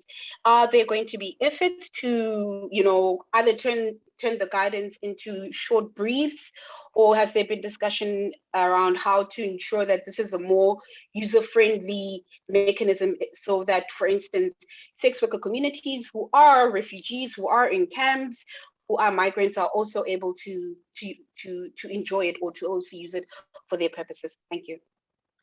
Yeah, thank you. Two very good questions. Working with UNHCR, we've already started to think about early adopter settings and countries or regions where we can start to roll the guide out. And I welcome inputs from people in this meeting, but also outside. If there's any interest, we can certainly look at how we need to sort of have some early adopter countries to pilot it and get into the swing of rolling it out. So that we'd be very interested if there is interest out there in doing that. But that's certainly, we're planning that this year and next year to roll out sequentially across various humanitarian settings. As to your very valid comment about UN documents being a bit dense sometimes and impenetrable, that well taken. We have thought about that, and certainly this guide tries to be as comprehensive and understandable as possible. And we have a lot of, as I say, annexes that are very practical tools that can be used. And the guide's not very long. It's about 60 pages plus the annexes. So we just touch on all of the issues. We don't go into a lot of detail. We have the switch, which can then be used as a backup. But again, we can look at creating some further briefs, or if the sex worker communities want to interpret the guide and put out sort of a sister document that is looking at it from the sex worker community perspective, that would be very welcome. And we would love to work with you in developing that if there is interest in that. So I think it's quite a good guide in being short and sweet, and I think easily understandable, but we can certainly happy to work with others if we want to create further briefs or presentations or ways of disseminating it. Thank you.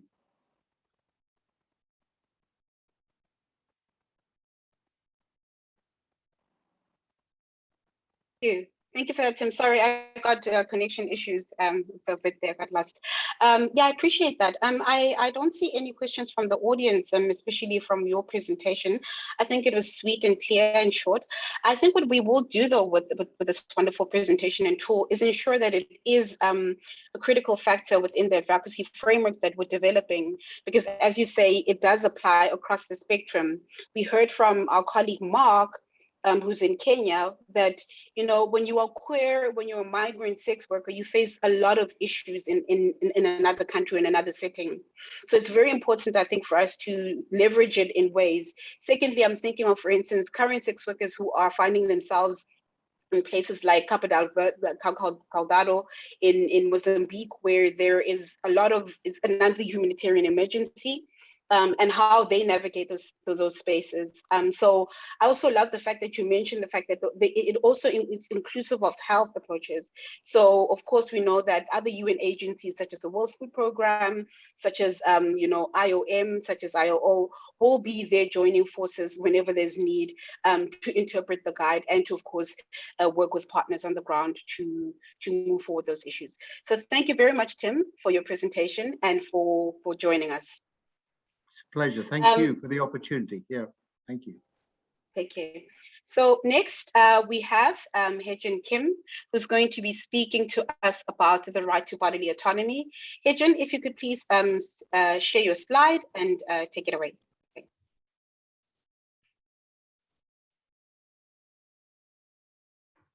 Hi, everyone. Let me just start this slideshow. All right, so I'm going to talk about the right to bodily autonomy, which might see, and I think I'm going to sort of very much talk, and part of this is going to strongly link to some of the things that we discussed during the human rights breakaway group, because when we talk about the right to bodily autonomy and integrity, it's an inherent part of human rights. And as complicated as it might sound, or as basic as it might sound, when we talk about the right to bodily autonomy and integrity, we very much talk about the fact that there should be an understanding that while the challenges and vulnerabilities faced by sex workers might be very specific, they are part of a larger system that seeks to police and control the lives and bodies that exist within society. And that is something that happens across every population, every human being within society faces the fact is that society has certain norms and values, and through various societal systems, whether it is social systems, whether it is cultural systems, whether it is legal and policy systems, tries to decide for us how we should act, how we should look at our own body, how we should present our own body. And for me, this is an inherent part of human rights. So in that sense, the right to bodily autonomy and integrity as human right is part and parcel of the many human rights standards and treaties that already exist. This is nothing new. This is us essentially saying that this is a cross-cutting issue. sex workers are no different to anybody else in that sex workers have the right. I keep still saying we, but like I haven't been a sex worker in a while. But essentially, the sex workers have should be allowed the autonomy and should be given the autonomy and integrity that should be due to everyone. And I think the reason why it's important to emphasize that is because the more vulnerable you are, the poorer you are, the more stigma you face, especially women, trans people, the more likely it is for society to try to police how you live your life and tries to police your body autonomy and integrity. And these are not just present in human rights standards and treatments. When we look at domestic, regional, and international policies that our governments have agreed to, it's like you will find these links in there. One example is the Constitution of South Africa. It's like human rights and the right to body autonomy and integrity is part and parcel of a lot of human rights bills, of a lot of constitutions, but is hopefully ignored or is inconsistently applied to a lot of people, including sex workers. So there is a clear disparity between the commitments that many of our governments have signed on to and to the domestic level ratification and or implementation. So you find is that there are a lot of areas where our governments have committed to human rights, but on the domestic level, only lip service is given to these rights. Whether this is at global level, at UN level, at regional level. For example, the African Commission has very good guidelines on detention, on HIV-related issues. In fact, in a recent report that was adopted, some years ago on HIV, human rights and the law, there was a clear aspect stating that decriminalization of sex work, as well as decriminalization of homosexuality and other issues, is key in ensuring that we further public health issues, that we address HIV issues. So these are aspects, as well as sub-regional. For example, the South African development community has protocols, guidelines, and you will find these commitments, these documents across the board. Our governments are committed and are obligated to ensure the human rights of sex workers. This is a standard. This is undisputable. So there needs to be a continuous need to hold governments accountable. And this is especially true in a time of crisis. And I think the COVID-19 pandemic is a clear example, but I think there are other crises that might come up or that have happened that where this equally applies. COVID-19 saw governments ignoring or compromising upon human rights, which was inexcusable, and that was often done under public health pretenses. But if you look beyond those public health pretenses, essentially governments started policing the body autonomy and integrity of the people, claiming that this was for public health, and I think it's very important to understand is that the people that we're dealing with, the people that we're doing advocacy with, are human beings who have prejudices, who have stereotypes, who might either directly seek to impose this upon society and impose this upon sex workers, or when they craft policies, their own biases, their own prejudices will creep into what they do. And this is what I mean with public health pretenses. I'm not saying that everyone involved in every government has bad intentions, but we need to be very careful and look at how, during a crisis, the crisis might be used to chip away at the human rights or ignore human rights of sex workers. I also want to just highlight intersectional approaches, and this is very important. And I think it's important to understand that criminalization is not just about sex work itself being criminalized. We know that many other laws and policies indirectly criminalize sex work. We know that criminalization of same-sex practices for queer sex workers equally can impact them. We know that policies that restrict the rights of migrants might impact or indirectly further exaggerate or worsen criminalization of sex work. So we need to look broader than just decriminalization of sex work, and we need to also look beyond criminalization. It's like when you achieve decriminalization, it's like, how do we ensure that we move beyond that? Decriminalization is part of our advocacy, is part of ensuring human rights of sex workers. It is not just the end goal. It is essentially a part of a broader human rights advocacy strategy that ensures that the body autonomy and integrity of sex workers is respected. And again, COVID-19 shows that one can prohibit sex work in many other ways than just looking at sex work is illegal. There are many other ways that sex work can be indirectly criminalized. Another thing is that it's important that labor rights are an essential part of one's right to body autonomy and integrity. And with this, I really mean the right to livelihood and the right to work and the right to safely work. Regardless of whether we are talking about sex work in the context of HIV or other public health discourse, women's rights, gender-based violence, we need to emphasize the fact, at least I would argue that we need to emphasize the fact is that the right to work is important.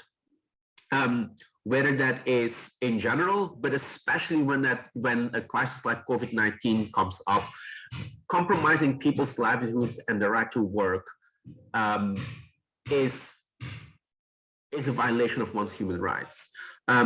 During the COVID-19 pandemic, obviously there are many people who found themselves restricted in how they could earn an income. But when you are criminalized, when the work you're doing is criminalized, and especially when you're facing multiple forms of stigma and discrimination as well, the result of being denied the right to work becomes exponentially worse. And in that, indeed, from yesterday's presentation by Maria Stacy, it's amazing to see how sex worker organizations responded to that, how a lot of work was done to ensure that people had food, etc. But we should start advocating for the right to work as an inherent part of human rights. This cannot be left out of discourse around sex worker rights. And furthermore, in rights-based advocacy, it's essential to connect both horizontal and vertically. And with that, I mean international, regional, domestic, and vice versa. ASWA is a great example because ASWA works regionally, but has strong links to local organizations. But we find that a lot of decisions on what priorities are to advocate for human rights come from the top, come from international organizations, that funding decisions are being made that influence what international organizations do, what regional advocacy ends up being, and that trickles down to the domestic as well. And I think that we need to ensure that we do not stop holding international big organizations to account, but also also funding organizations to account, to ensure that our advocacy cannot just be directed at policymakers and politicians. Our advocacy must also be targeted to those organizations, to those bilaterals that actually end up setting the agenda. And that trickles down to the regional and domestic. And there is a very strong power dynamic there when funding is at stake, especially of domestic organizations who end up relying on funding to simply ensure that during, for example, a crisis, people have livelihoods. There is a power dynamic that we need to start addressing. And we need to broaden, and if need be, we need to force open the discussion within specific spaces to be intersectional. For example, you can't have a discussion about HIV without an understanding of labor rights. You can't have a discussion about women's rights without having an understanding of labor rights. And with labor rights, I really speak about the broader labor rights that are relevant to sex workers. So these are sort of the main issues that I kind of wanted to touch upon. I know the presentation is quite short because I think when I was listening yesterday, I think a lot of these issues have been addressed, but I really wanted to emphasize certain. And my approach has always been that labor rights are extremely important. We need to ensure that the right to work, regardless of the reason why sex workers do the work they do, that the right to work is respected and is not compromised. There are so many areas where we are willing to talk about work, or where we say that the right to work is important, or where we acknowledge that something is labor.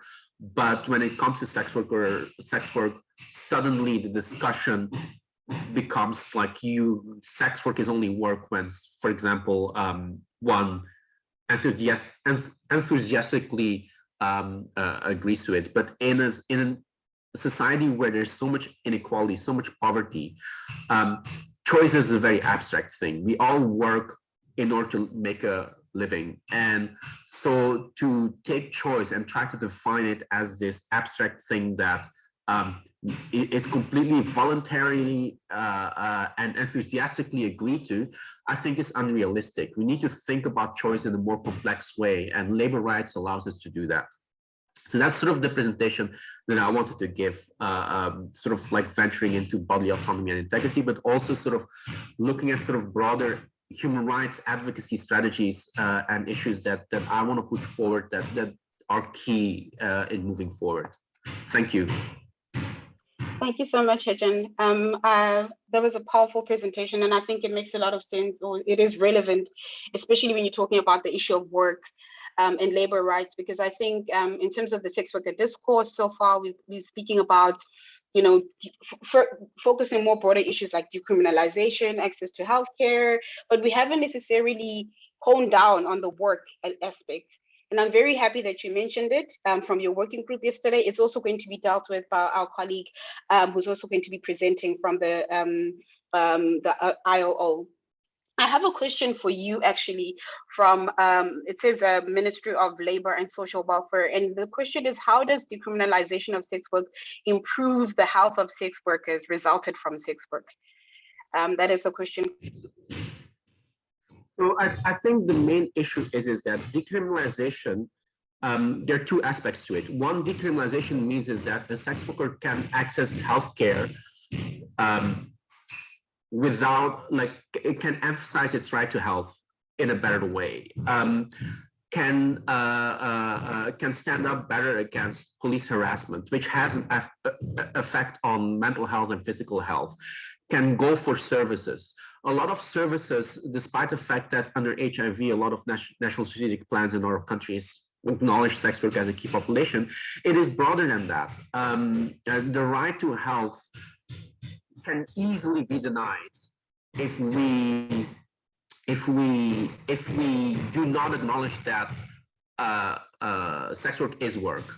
And for us to say that sex work is work, a government, for us to say that to the government means is that you need to acknowledge it as legitimate work. And how can we acknowledge it as legitimate work when we are saying that it's a criminal act? And it's really about saying is that, first of all, in order for us to address workplace safety, address violence against sex workers, which has a health impact, we need to start acknowledging it that it's a legitimate form of labor, and that means decriminalization. And that is beyond the fact is that when you are criminalized, in general, accessing services becomes a problem. And there has been research done is that criminalization impacts people health-seeking behavior, because when you're afraid of legal consequences, you're a lot less likely to go to clinics to report violence to the police or any of these things. So decriminalization definitely will help the health of sex workers? Thank you again, Hedrick, for that powerful, for those thoughts. Make a lot of sense in terms of how it provides a wide spectrum of openness in terms of what people can access and how they can access those services. We are now going to move on to our agenda, and we're going to welcome Ms. Helga Musioki from the Global Fund, who's the KP advisor, who's going to be speaking to us about the rights-based programming for sex workers from a Global Fund perspective. Helga, if you could just screen your slide and just over to you.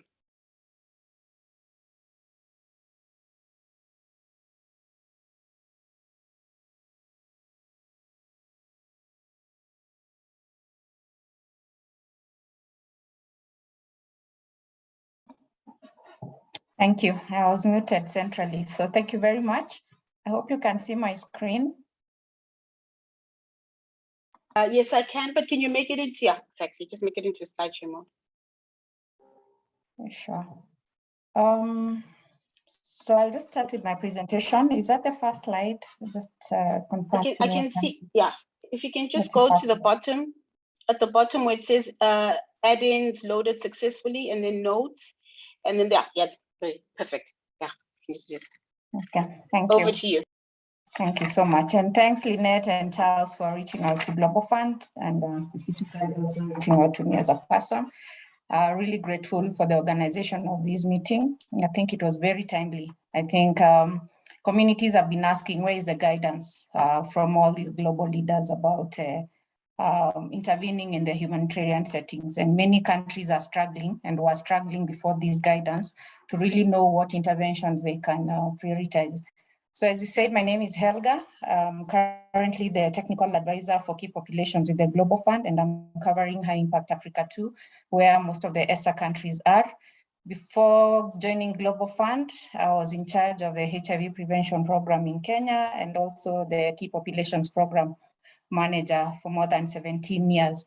When you tell me also to talk about Kenya, I might confuse and forget my current affiliation. So forgive me if I mix.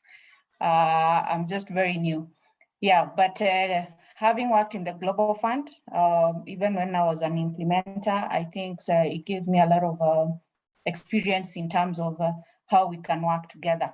So my topic today will basically be on the community rights and gender, responding to the sex workers, livelihoods and human rights, which is a timely discussion right now, but also looking at the whole HIV investments. And for purposes of today's meeting, I'll only focus on what has been invested in the community rights and gender department, knowing that Global Fund has invested in the whole HIV program, TB and malaria, and also now COVID. But for purposes of this meeting, I'll just focus on the CRG. So to just start off my presentation, I'll just talk about the general Global Fund investments for the record. And I'll say that Global Fund has invested about $4 billion every year for HIV, TB and malaria over the years. We have awarded to date a total of 4 billion to more than 100 low and middle income countries to fight COVID and adapt HIV, TB, malaria programs urgently and reinforce fragile systems for delivering health systems.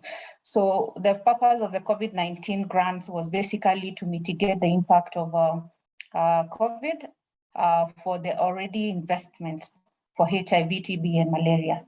And this funding is on top of over 4.2 billion a year. The Global Fund funds to countries that are already having TB, HIV, and malaria grants.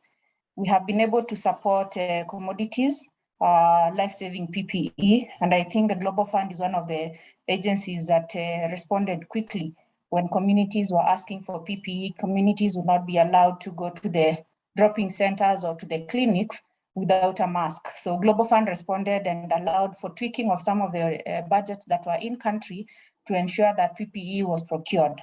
That time I was an implementer, so I can attest to that, we actually were able to procure PPE and many other items for COVID.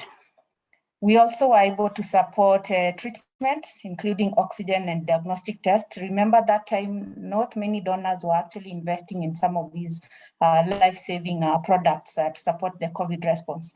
And we still continue to distribute, and we can see they're having an impact, especially at the community level. Let me talk about the Global Fund strategy that has recognized the need for greater investments to include expanded programs to remove barriers related to stigma, gender inequality, and discrimination in the national responses for the 3 diseases. Again, you know very well that there is a whole big module when we are developing all our grants in country. And this again has been supported by the new strategy that is was running up to 2022. And even the new one that is coming up really has a big area that is supporting all these inequalities and barriers to service delivery. And then just to remind you, and most of the countries have been able to benefit from these grants through the Breaking Down Barriers initiative. The Global Fund is providing intensive support, including about 45 million in additional funds.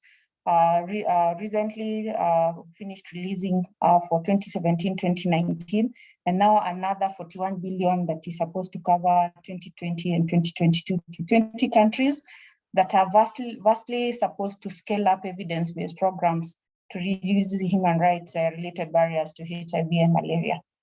We are in line with some of the consolidated guidelines, and you know very well that Global Fund follows those guidelines to the letter. And in our list, we are going to be adding what has just been presented right now, team. I think another guidance that is really coming very timely at a time when countries were really not sure what to implement in the emergency and humanitarian settings. So just to respond to the right-based program approaches, what are we doing as Global Fund? Providing additional TA to support the affected communities and enable meaningful engagements in the proposal development, program implementation and oversight.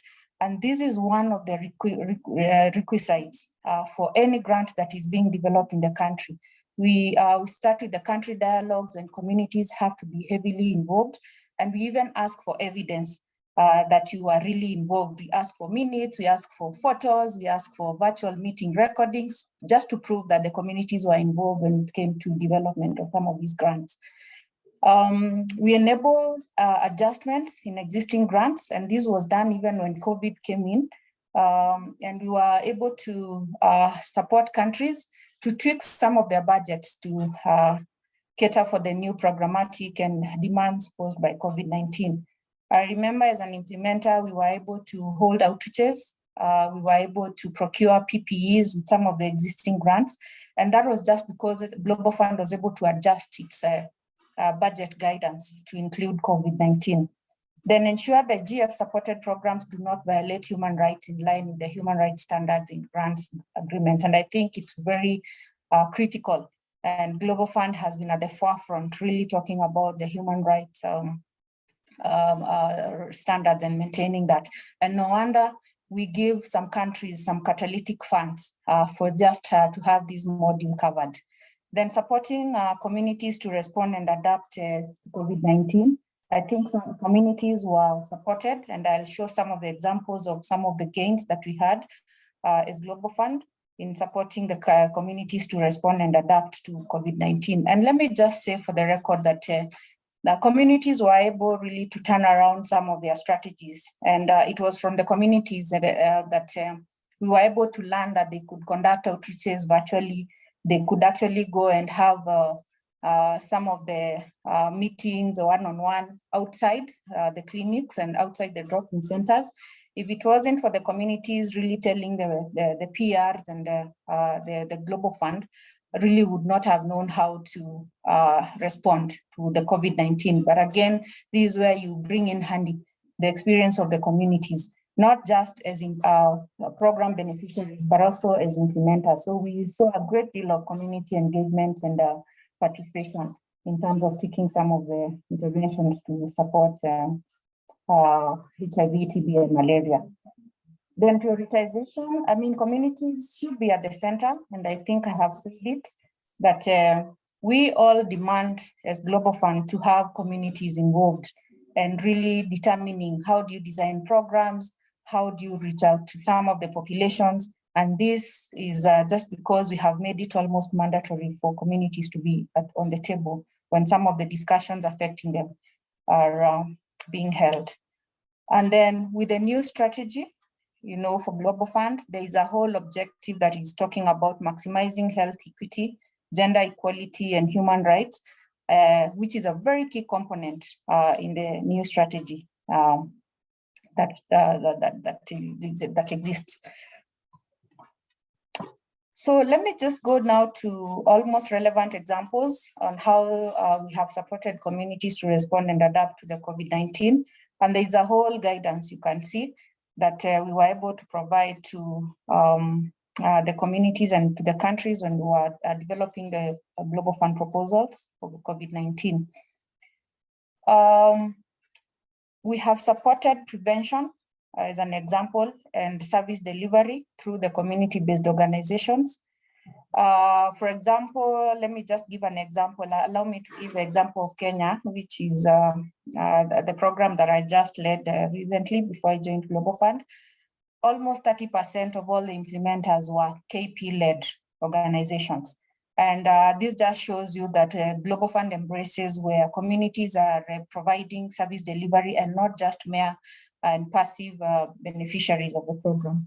And just to mention some of the nitty-gritties, we all need to know that we need to communicate, provide relevant information, and protect the frontline healthcare workers by the CBOs.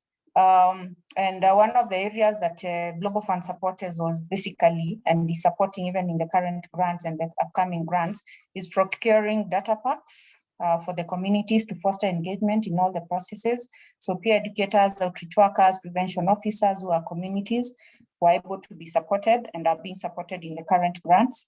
Procuring some of the funds and data credits for the community outreach and community treatment supporters and peer educators and champions, including paralegals. Equipping the CBOs and key population groups with PPE to distribute to their members. Adopting COVID-19 prevention information to mobile populations, minorities, and indigenous people to improve access to health. And this was before even the guidance was there. So I think right now there's going to be greater involvement of these communities now that there's a formal guidance that you can follow. Then scaling up community mobilization, treatment support groups for treatment support. And I think all these, they use the treatment champions, and I'm happy to see some of the champions from Kenya that are involved in these workshops, and they really supported communities, including going out of their way to use their own resources even to support their own communities, even before we got support from other donors. Then support access to services in the prisons. I think COVID also brought in new dimensions, and the prison programs were able to improve in terms of outreaches, in terms of providing some of the support.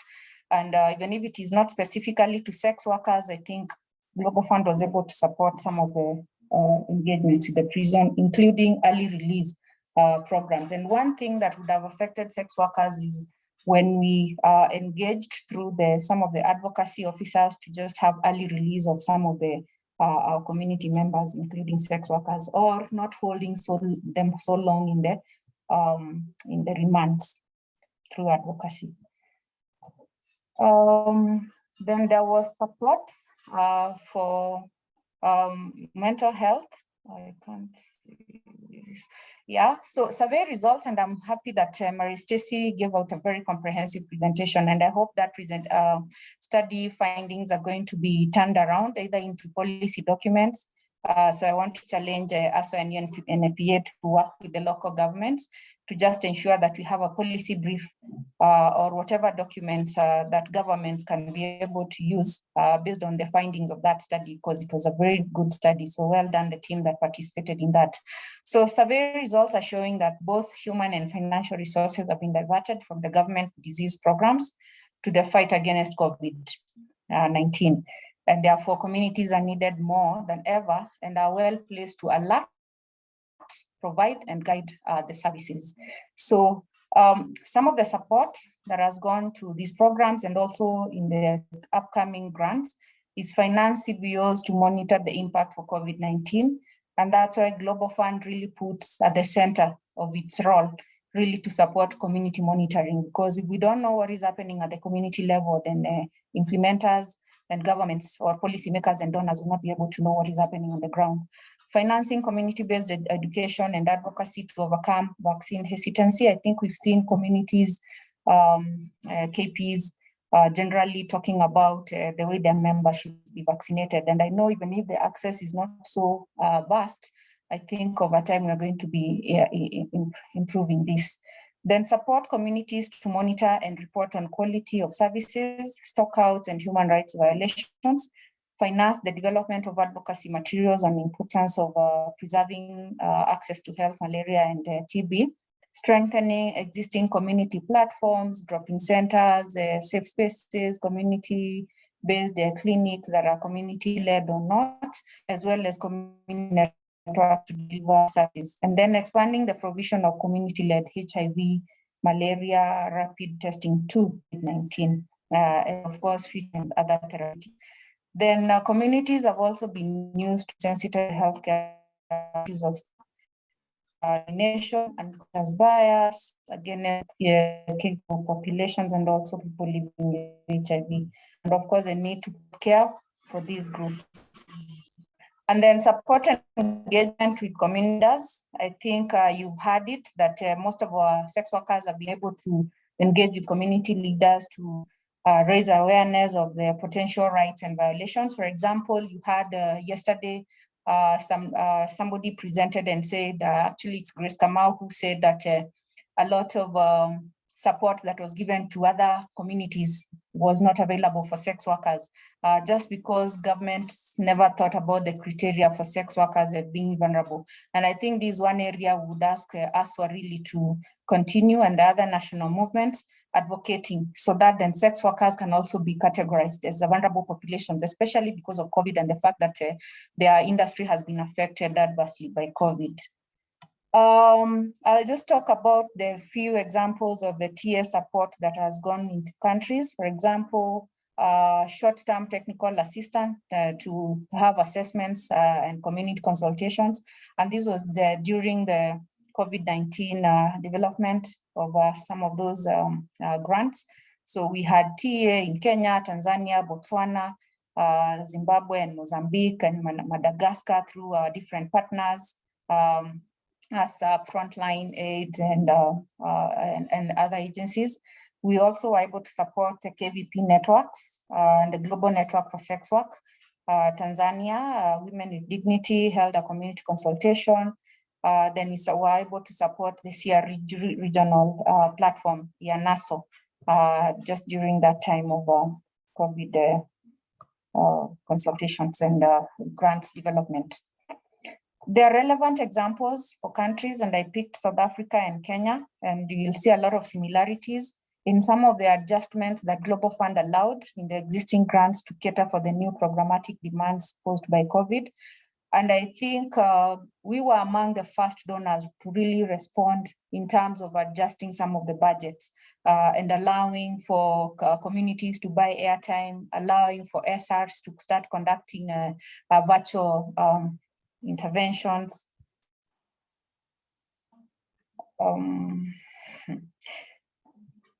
Lynette? Yes? My screen has gone off. I think they are doing some updates, so I can't see my slides. If you could help me to just project some remaining slides. Okay, that's going to take a bit of time. Perhaps you could speak to it. Sorry. Yeah, I'm going to do it now though. Thank you. Yeah, just carry on speaking, and then I'll catch up with you. Thank you. So I think one of the areas that we were able to tweak some of the programs was during the virtual outreaches. Communities were able to have virtual outreaches through Facebook and through the other apps.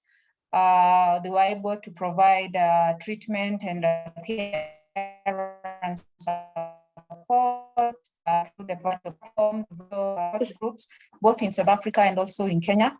And also made sure that they had contacts. Yeah, this one. Thank you so much. Yeah.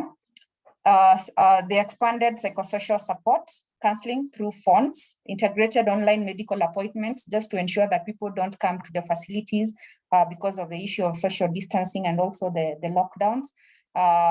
Partners at the district level units were able to conduct in collaboration with the communities, street-based and brothel-based outreaches to deliver PPE, condoms, and HIV self-test kits.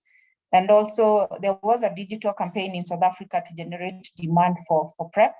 And then of course, the introduction of the sex workers-led economic empowerment programs that some of them were talked about yesterday. And then in Kenya, to respond to the reduced mobility of the outreach workers and the reduced clinic visits, and the demands for social distancing programs, were able to adapt to new service delivery mechanisms. There were WhatsApp platforms that were created by the communities.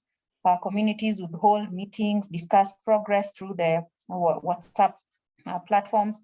There were online outreaches, and I remember there were campaigns that were run through Facebook on activation of self-testing, and then issues of supporting PLHIVs through the virtual case management. This was very unique, and it was all because of the communities.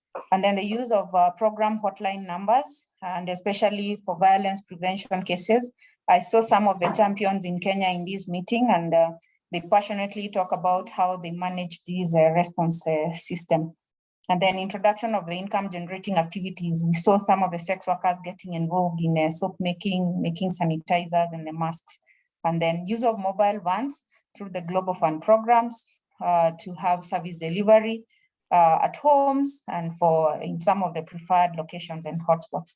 And then because of the issue of quarantine and the fact that you risk the whole team going to the facilities, there were rotational support supervision by the project staff. And these are all initiatives by some of the programs, and especially now that we're talking about the sex workers programs. Lastly is about the fact that we want to partner in future and to collaborate. We would want to see a rapid program adaptation is applied for the sex workers programs in HIV prevention, PrEP, and self-testing. And some of these things just continuation, and we want to see all these programs that are funded and implemented are brought to scale. And then of course, ensuring sex workers continue to engage and benefit from the implementation of the GF grants. I think I'll keep on saying that sex workers should not just be passive beneficiaries of the program. They now have capacity in most of the countries because of the kind of advocacy that has happened through the different platforms and national networks and other regional networks. They now can implement, so more sex workers, we need to see them being implementers, providing services, going for outreaches, being developed, associated and engaged during the grants development, SOP development, and other policy guidance. Then we need to ensure alignment and efforts in addressing human rights and gender-related barriers. For example, violence against sex workers. I want to believe that sex workers have come with very unique ways of engaging with the law enforcers, for example. And just to give examples of some of the countries through the different networks, some of our partners have supported countries to engage with the police and even to institutionalize some of the engagements, like a curriculum to be developed for the key populations that of course will include the sex workers. And when you talk to most of the police officers and law enforcers, they don't have many issues with the sex workers. I think it's just institutionalizing and ensuring that we also engage sex workers to give this kind of leadership. And then ensuring alignment and support in strengthening some of the sex worker-led organizations in country and as part of our community systems, more so in emergency and humanitarian settings. And I think this is one area that remains untapped. And since when Global Fund brings grants to the countries, it talks about sex workers. So it's the countries really now to say, it's going to be sex workers in towns, sex workers in the rural areas, sex workers in humanitarian settings and emergency settings. So all that, I think it's things that can be discussed at the national program level. Lynette, you asked me to talk about the Kenyan program, which is a big risk you're taking because you're making me to backslide. And I'll just use this one slide if there's time. to just talk about why Kenya has had a successful program in terms of having a scaled up program, having a program that has a community that is empowered and now is participating in the programs, and having maybe responsive government. And I'll say that back in 2008, and allow me to wear that hat now. And I'm telling you, it's a big risk you're taking because I might backslide, but no, I won't.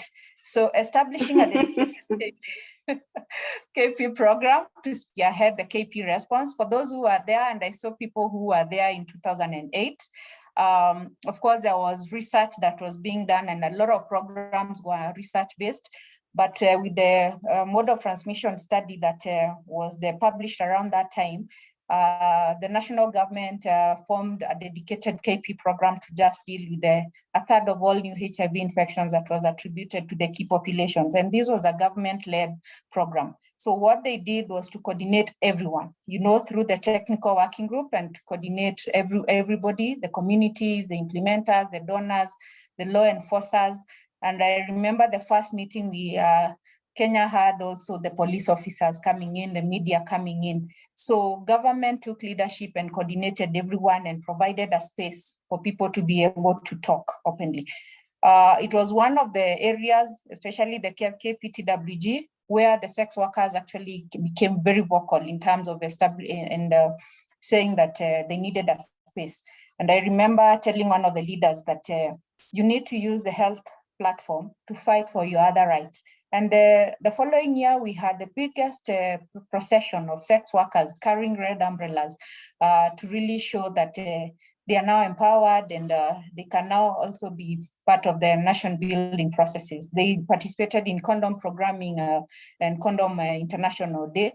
So health platform really created this platform for sex workers to fight for their other rights. And the story has never been the same to date. And we have examples in this meeting where we had beneficiaries now becoming implementers. And I'm happy to see that.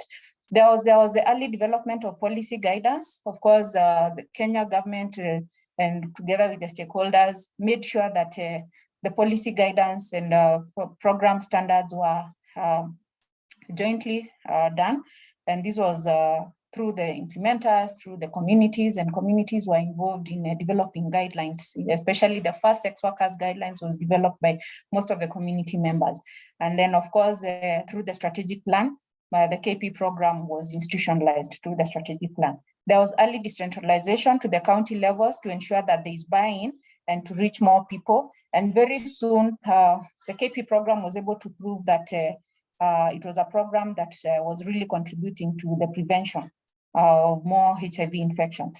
And this was through, of course, a robust monitoring and evaluation system, which defined the targets from the grassroots to the national level to show and also to showcase the impact. There was continuous advocacy. I told you the vibrant civil society organization continued to go out there to talk about the program. And these also, including the law enforcers and paralegals, and this created an enabling environment really when people were able to have this continuous advocacy at all levels. And sex workers was one of the strongest movements at that time before other populations came in. There was a development of the technical support unit to support government and to support implementers and other donors, also to see how to, and this was extra hands for the government. And this was like a propeller for the national program to scale up. Then diverse models of service delivery. And I remember us saying that even if a sex worker wants services on a tree, give them. And I remember us closing a clinic because the community was not consulted. So again, diverse service delivery models, starting from the one-stop shop and the integrated models, led to a lot of acceptability and confidence in the communities. Remember, it's still illegal, to have KPs in the country. Behavior is still criminalized. But with these diverse service delivery models, the key population, especially the sex workers, because those were some of the first programs, were able to be comfortable going to a drop-in center where they find their own sex workers. And some of the champions are actually in this meeting. Then strategic partnerships with variety of the stakeholders, including the KP-led organizations and the research advisory groups. Right now in Kenya, I think we have the G10, And we have other sex workers that organizations and groupings that have been spearheading some of the research work in the country.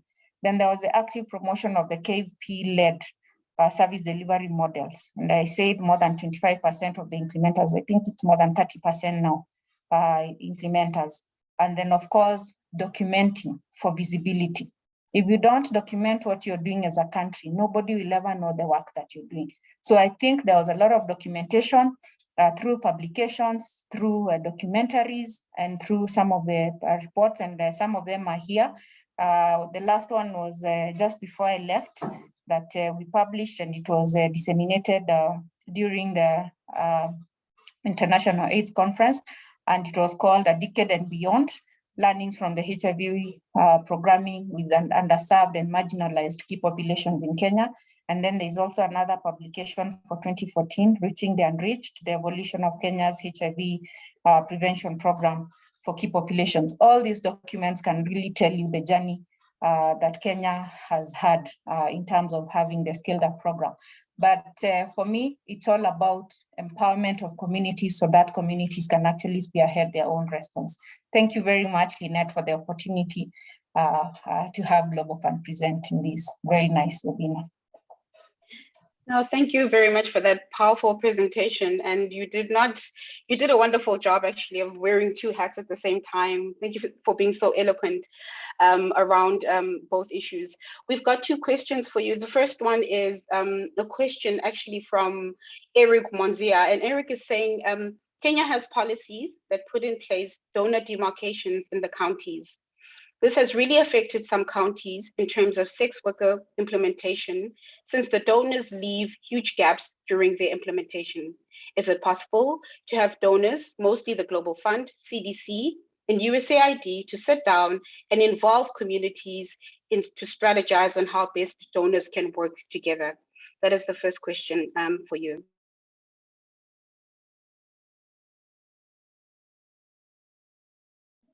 So Lynette, did you hear that? Yes, I had. You want me to take that, or you want to read another question? There was another question, but I'm struggling to see it actually. So I think please retake that one while I get assistance with the second one. Okay, Manzia, you're putting me on the spot, knowing that in Kenya I was one of the champions for demarcation. But let me speak from the Global Fund perspective. And give an example of what Kenya did before all these discussions of demarcation really became ripe. If you know, the principle of Global Fund is filling in the gaps that governments or programs remain unfunded. We all are cognizant that the biggest funders, and especially for the Key Population Program, are the PEFA. For example, in Kenya, I think PEFA was taking more than 60% of the funding. And then the other gaps, around 20-25%, was to be taken by Global Fund. Government, there was a percentage, about 10%. And then we had the other donors, UNFPA and the rest of the donors that are specific to other populations. So Global Fund will only come in as stakeholders say that there is a gap. And that's why one principle of Global Fund is country dialogue. When we have the country dialogues as Global Fund in the countries, we expect that countries come together and communities come together with implementers and the donors, because the country dialogue is comprised of all these stakeholders. Identify what is in country that time that is supported. Then say what government is supporting. And Global Fund pushes government to go to the 15% that we have always been talking about. Then what remains? So what remains is what Global Fund takes. So at no point will Global Fund come and overlap what PEFA. And in principle, those are meetings that we always have at the secretariat level with PEFA, and we work very closely with PEFA just to ensure that we don't duplicate each other. So there was in 2018 in Kenya specifically an OIG that came in, and they found that about 26 programs in Global Fund were duplicating in where PEFA was. And it became a very bad case because it was either that Global Fund implementers refund money or they commission an exercise for demarcating where Global Fund needs to work. So that was actually something done. So it was actually mandatory for Kenya to do demarcation for them to be able to receive Global Fund money, because we do not allow duplication at all, because that is waste of resources. So in that principle, for me, I would say that countries should be able to involve communities when they are doing demarcation, and ensure that where Global Fund has better leverage, they are left in those geographies. Where PEFA has more leverage, then PEFA goes to those geographies. But they should not do demarcation without involving the community and without really looking at the data showing that that you actually need to be in this area and not the other. But in principle, demarcation is very good. One, to avoid ineligible expenditure where there is duplication, but also to ensure that we follow up our investments as Global Fund, because you don't want to be in one area today and then tomorrow you're told, no, you can't go, because we have invested in drop-in centers. We don't want to be out of our place after we have invested so much, and so that is a principle of demarcation. So I would request that we embrace demarcation, but let's be involved in terms of where decisions are being made and where we should be working. Thank you. Thanks, Helga. The second question is around adolescents, and it says, for future partnerships around sex worker programming, have you considered potentially creating or working with service delivery programs for adolescents to serve sex workers who are adolescents and young people, for programs that suit them? The last question is Global Fund interested in investing in clients of sex workers? There's strong evidence that investing in clients of sex workers is critical to end violence and also HIV transmission in the general population. Furthermore, it could help increase treatment levels amongst men. Thanks. To go for the adolescents, I think in the current grants right now, there was a very clear guidance, and it was additional. If you look at the previous grants, that guidance was not there. But in the current guidance, whether for sex workers, for MSM, FSW, transgender, there's a whole intervention for the young sex workers, young MSM, young PWDs, and young transgender. So that is a clear guidance. So countries that have already submitted their grants, and most of the East African countries are already starting or are about to do their negotiations and their grant making arrangements. All of them have a component of young key populations or adolescents. There is a whole funding component of AGYW, adolescents and young people. And in some countries, we also have for the adolescent boys. So it depends with the countries, and they were looking at the data. When you produce evidence, then this is funded. So many countries, and I cannot remember which countries have interventions for ABYMs, but many countries really brought in that proposal and they have been funded as within allocation grant. But yes, Global Fund prioritizes the role of adolescents in the epidemic. So if you need clarity, I think through Lynette and Charles, I think we can always get back to you and just tell you specifics.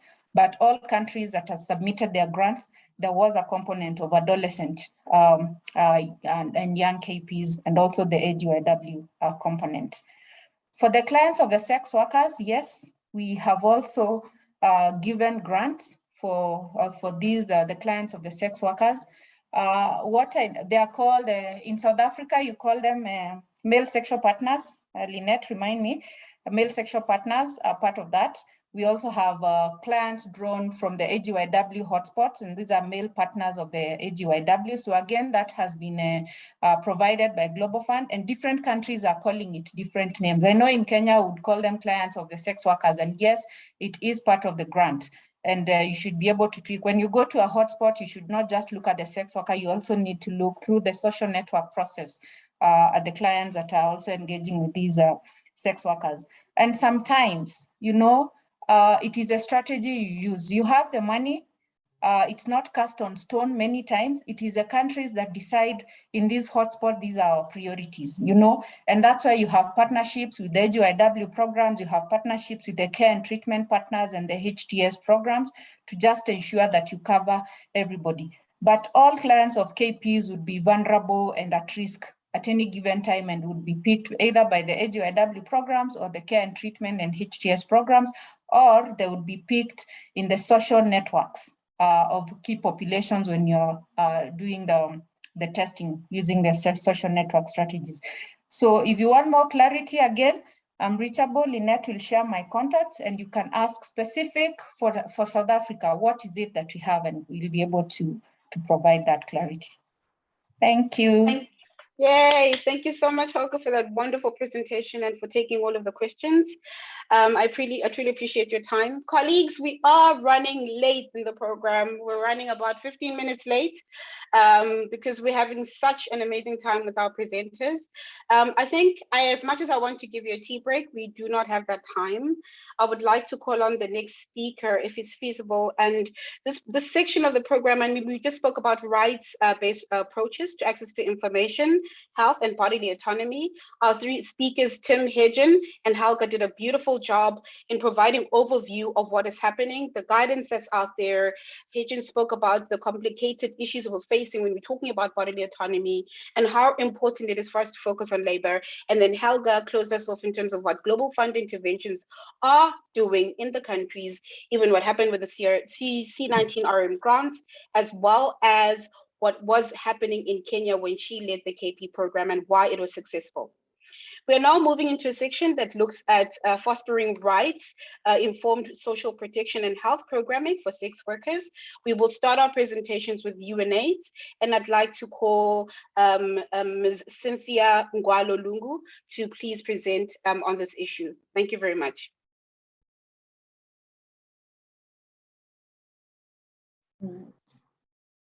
Yeah, we can hear you.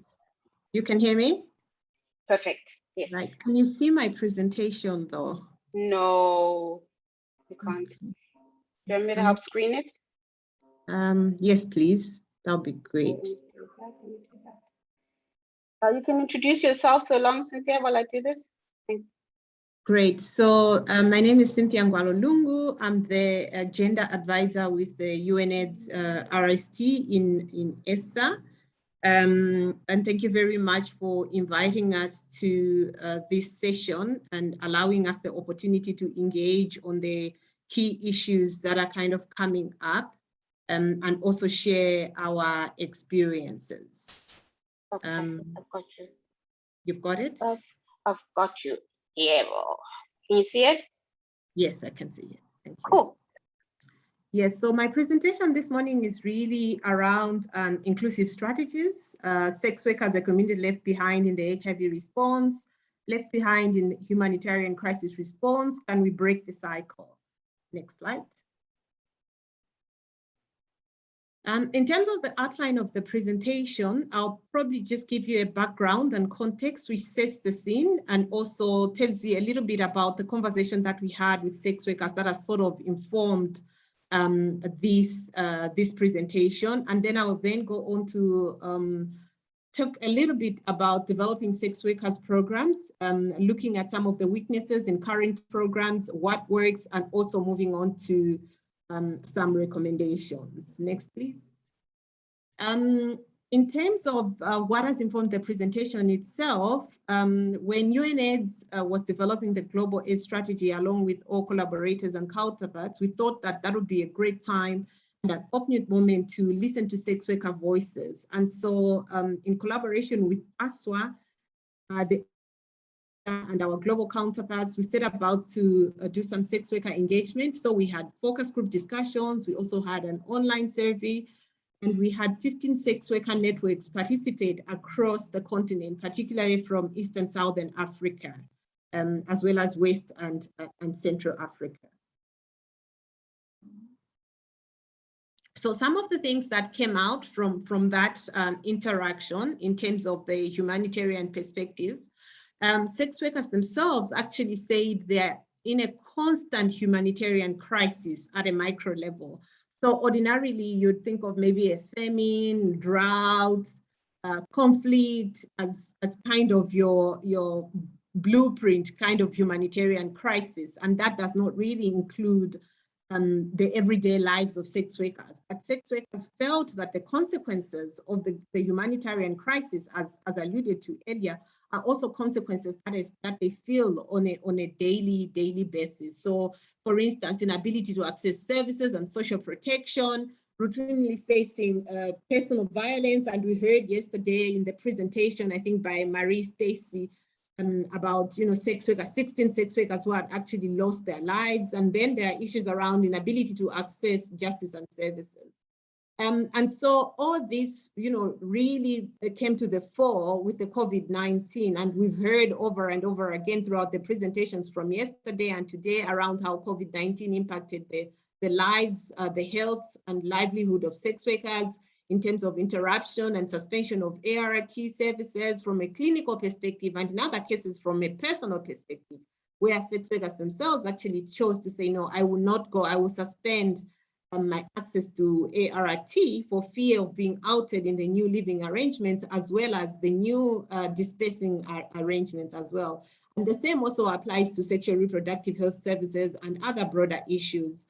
There were also issues around limitations in income due to restrictions, and also fear of exposure to the coronavirus on the part of sex workers and also their clients. And then there were issues of safety. All these issues have actually been already highlighted.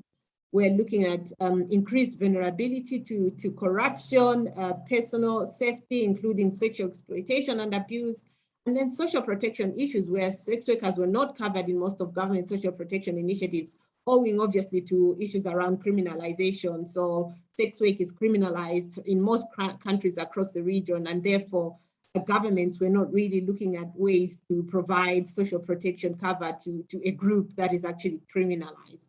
Thank you, Lynette. Next slide.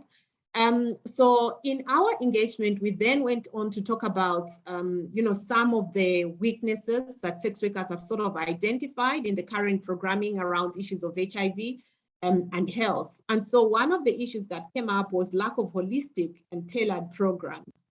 And this really comes from an exclusion of sex workers in strategy and programming decisions, resulting in a disconnect between the needs of sex workers and what has been put forward as the strategies addressing for those needs, and also the interventions put forward for addressing the needs of the sex workers. And the other thing was around, sex workers, please go back, sex workers feeling that their interventions are really designed for the general population and they're not tailor-made for the needs of sex workers themselves in terms of the response and also the delivery mechanisms. Most of the programs highlight the risks related to sex work, or they approach sex work from a medical perspective without really promoting fair treatment, without addressing issues of violence, livelihoods, and etc.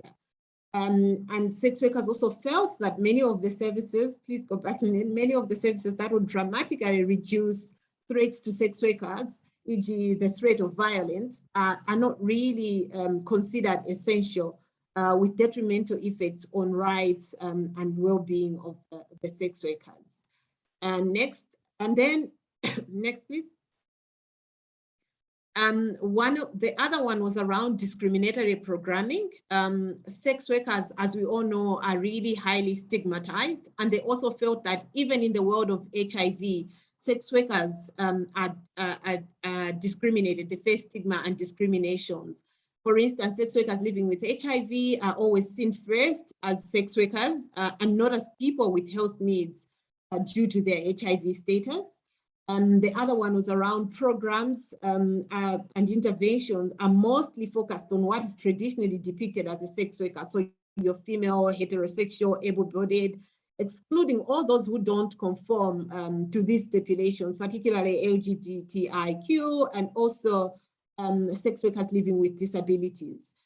They also felt that services are not tailor-made. There's a disconnect between sex workers and services and the service provided. Again, issues that have already been highlighted, stigma and discrimination within service providers at clinic level, the opening hours, and also discrepancies in many of the training. The other one that was raised is an issue around funding.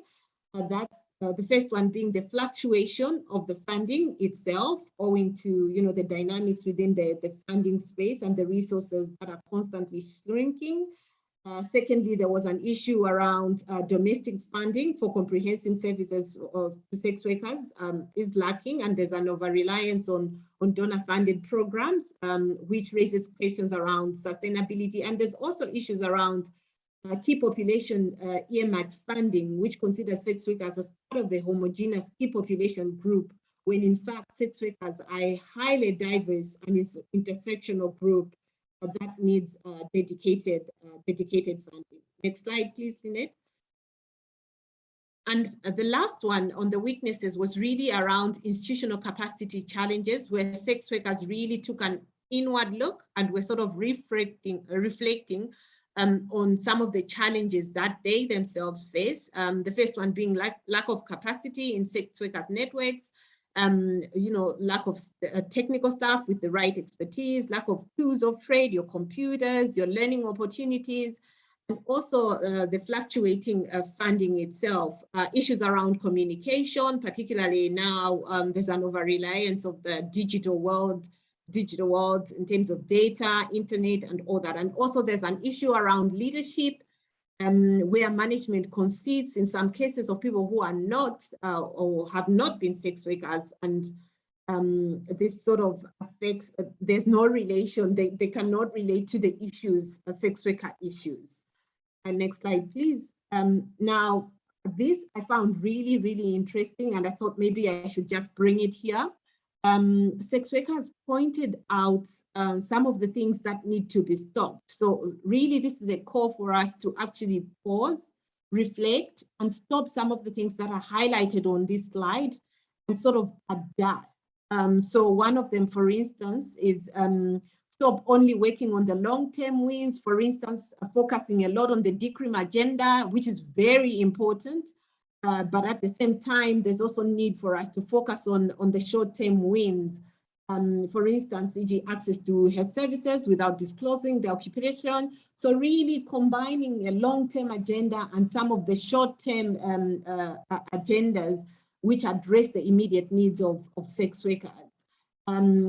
For instance, also looking at stopping the issue of, issue-driven funding, and here the call was for funds shouldn't be driven by the issues, e.g., for instance, HIV, but rather by the population. Sex workers in their diversity with all their diverse needs. What exactly do they need? Do they need us to promote more health programs for sex workers that also include HIV and SRH? But also look at health as a whole in general, looking at issues of non-communicable diseases and chronic health and mental health, which is one of the issues that also came up. And again, stop creating, maintaining, and promoting structures that address sex workers only as sex workers. And I think this came to the fore during the COVID-19 pandemic on the onset, and also as we continue to navigate that pandemic.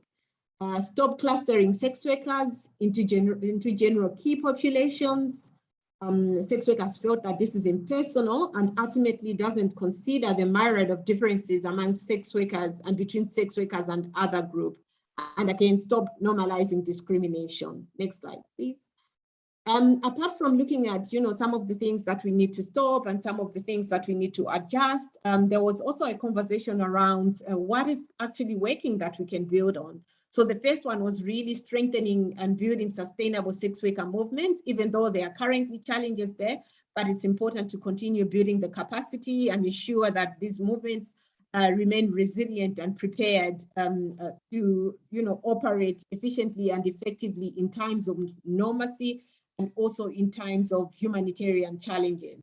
The other one was really around continuing with sex worker involvement in program and strategy development and decision-making, including monitoring and evaluation, and including accountability mechanism, and also to continue advocating, developing, and implementing human rights-based programs, and also invest in community-led services which are proven to have an impact beyond HIV and have proven to also serve the sex worker community beyond their health needs. The community-led services have provided other psychosocial and mental services support to sex workers, and it would be great if these interventions are also sex worker-led. Now, moving forward, some of the recommendations that came up, and it'll be like I'm repeating some of the things, but I think they need to be emphasized. Number one, define sex workers in their diversity from inception. It's important that in order to not leave any sex worker behind and put a strong focus on needs, solutions, and coping mechanisms identified by sex workers themselves. We need to program for the needs of sex workers beyond their occupation. And here we're looking at a more holistic approach that includes empowerment. And I agree with the discussions from yesterday in terms of when we say empowerment, we're not looking at rehabilitation, but empowerment in its own right. And also capacity building of sex workers in different fields, and really addressing the issues of intersectionality. The presentation this morning, and I can't remember from, let me see, I got the name down.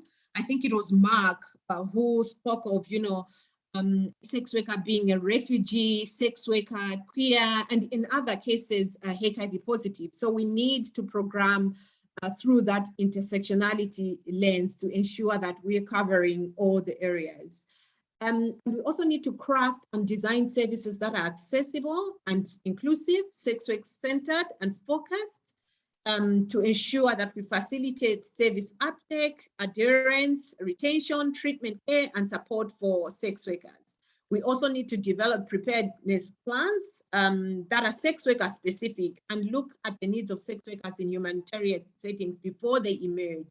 So here really just speaking to the need for us to make sure that the preparedness plans are inclusive and take into consideration the various needs of sex workers before the needs actually emerge. And then lastly, around shifting the narrative and using the media to shift the narrative around sex workers. We need to start identifying ways to leverage, leverage and reshape the narrative for sex workers through media engagement and also storytelling. Next slide. And I think that's the end. Thank you. Thank you very much for this opportunity once again. Great. That was brilliant and sweet and short, Cynthia. Thank you so much. I really love that slide that said stop. The reflect slide is the slide that I think is really critical, as well as some of the solutions you've already provided, or some of the thought that you've already provided around what we need to do. I hope that, Cynthia, you can take these, especially the last slide, as well as the stop slide, into your working group that you're going to be leading this afternoon, and we can craft some advocacy messages around that to include in the framework. Because we've run out of time, colleagues, I'm really going to just move on in terms of presentations, and I'm not going to entertain questions. If you've got questions for Cynthia, please do ask them in the Q&A function, and let's do that for now. I'd like to call up our next speaker, who's going to be speaking about differentiated service delivery models, and this is Becky Sitole from FHI 360, the EPIC program from Eswatini. Becky, if you're ready, you can screen your slide and take it away.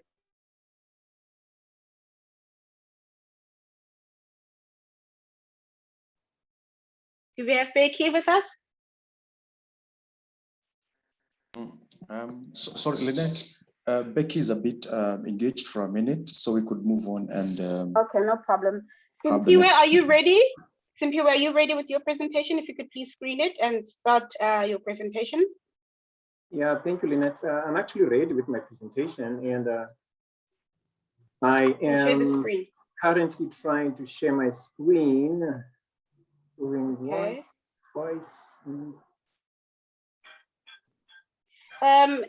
What is it? Désolé, colleagues who are coming from France, we do not have simultaneous translation services, so we do apologize, but welcome, we welcome you, and désolé for no français, so so sorry about that.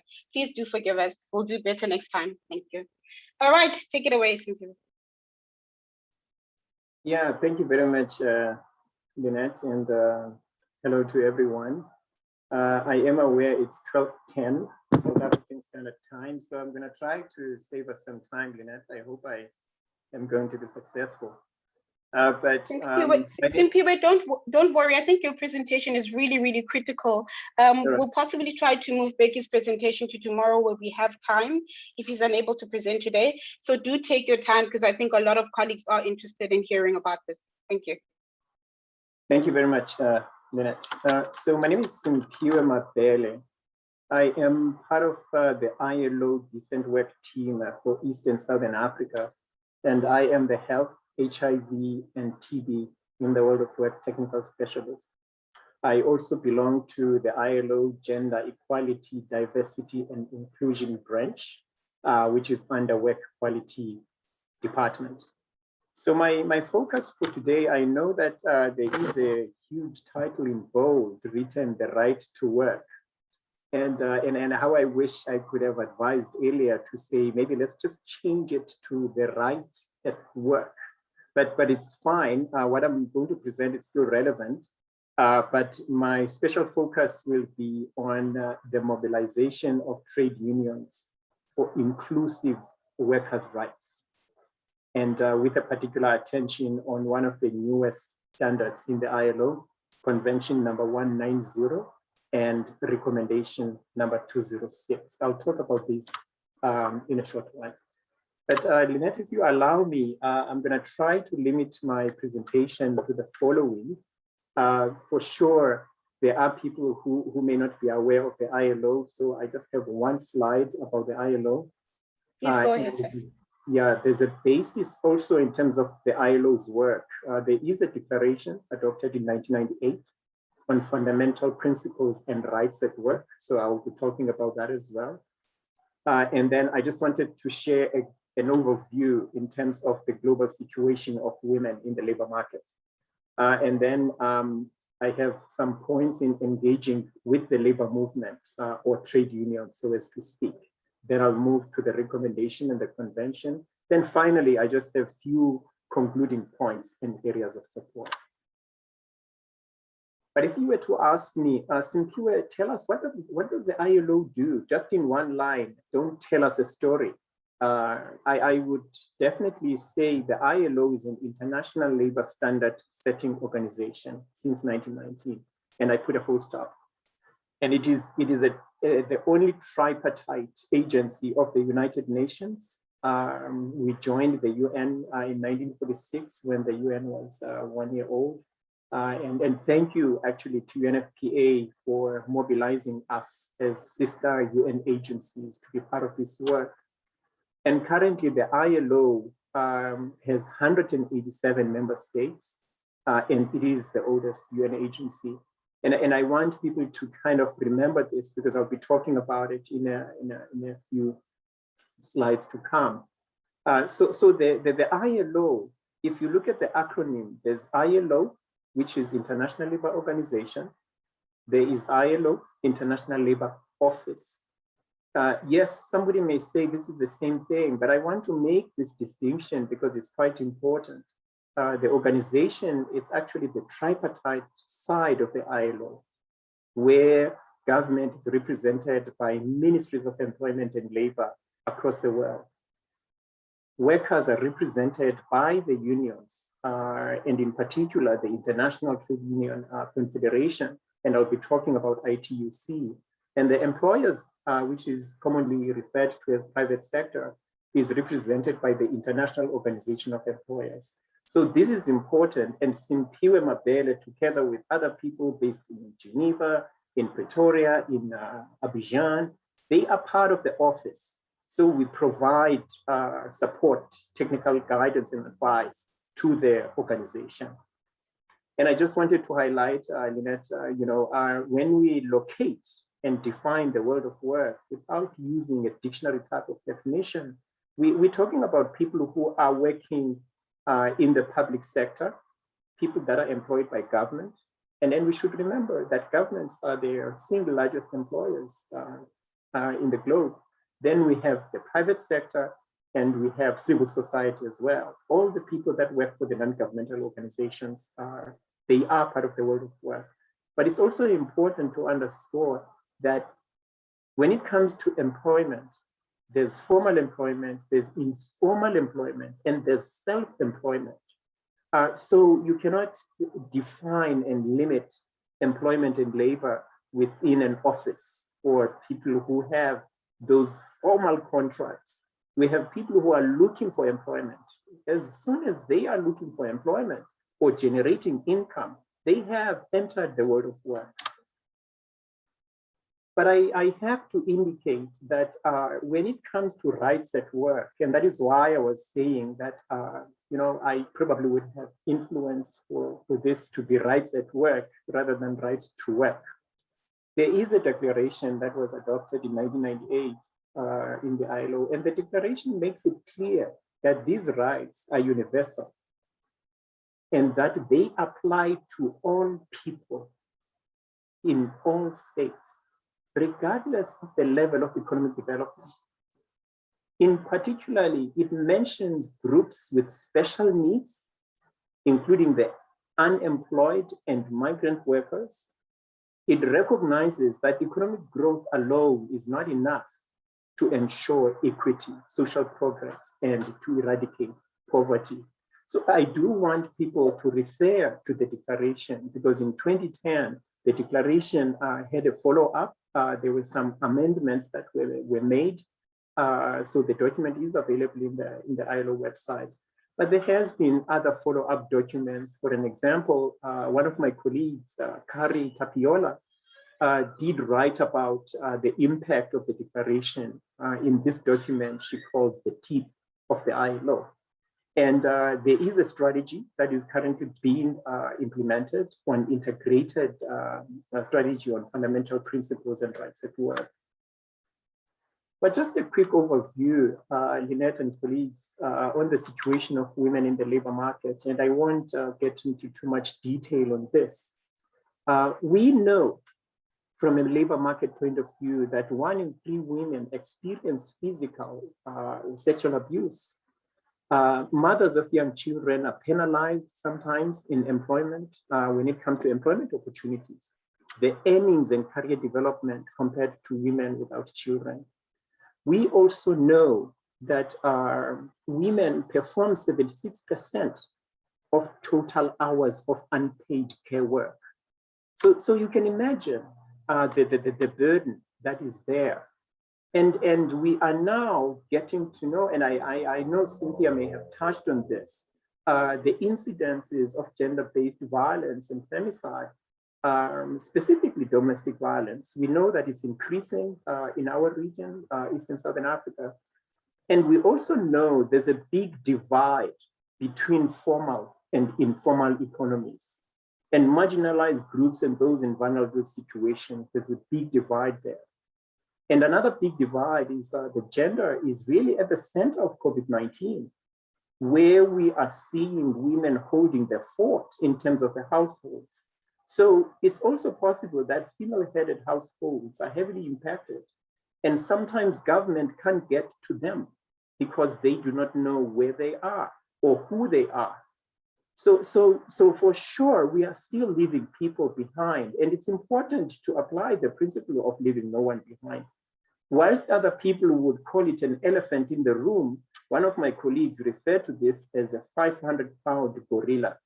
And she would actually focus more on sometimes there are conscious versus unconscious bias when it comes to these issues. But allow me to introduce one of the important constituents of the ILO. And I think this is a strategic partner for sex workers, organizations and associations, the International Trade Union Confederation, commonly known as ITUC. If you look at their website, for instance, this is one of the pictures that you will see. And this picture is used alongside the 2021 ITUC Global Rights Index. And I'm going to talk about this. And this index is focusing on COVID-19 pandemic, putting a spotlight on workers' rights.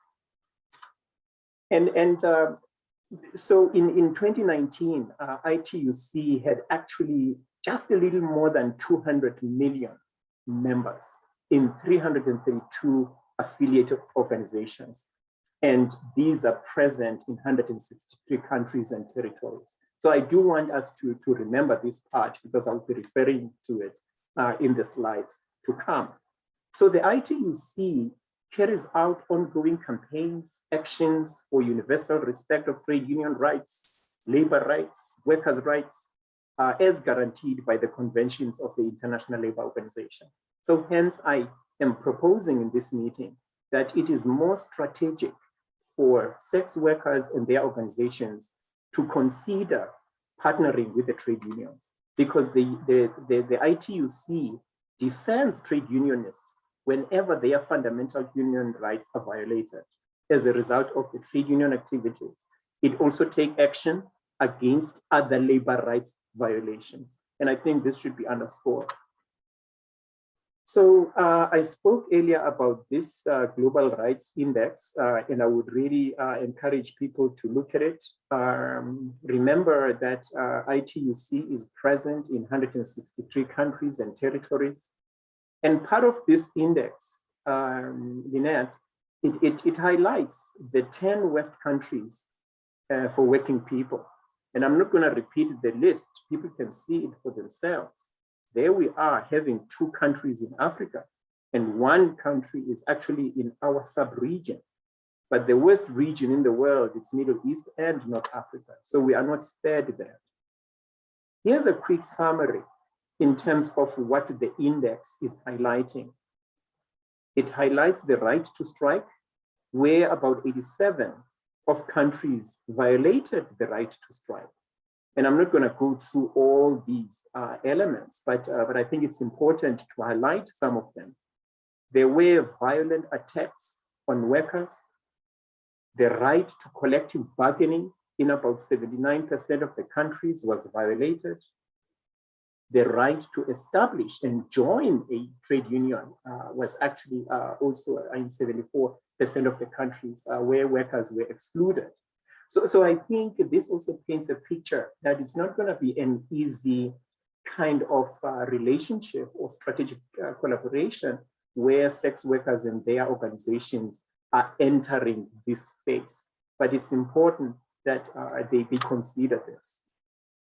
We have this Global Gender Gap Report, which was published last year, where violence and harassment is highlighted as unacceptable anywhere and anytime. Whether in times of prosperity or crisis, violence and harassment is just unacceptable.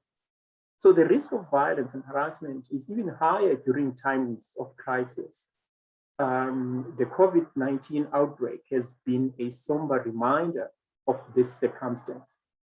So addressing violence and harassment in the world of work has always been a priority for the ILO, and work in this area has become even more relevant than before. So hence, I would like to share with you this standard that may be known by some of you, if not many of you. And these are 2 standards in one. It's Convention 190 on eliminating violence and harassment in the world of work, together with its recommendation 206.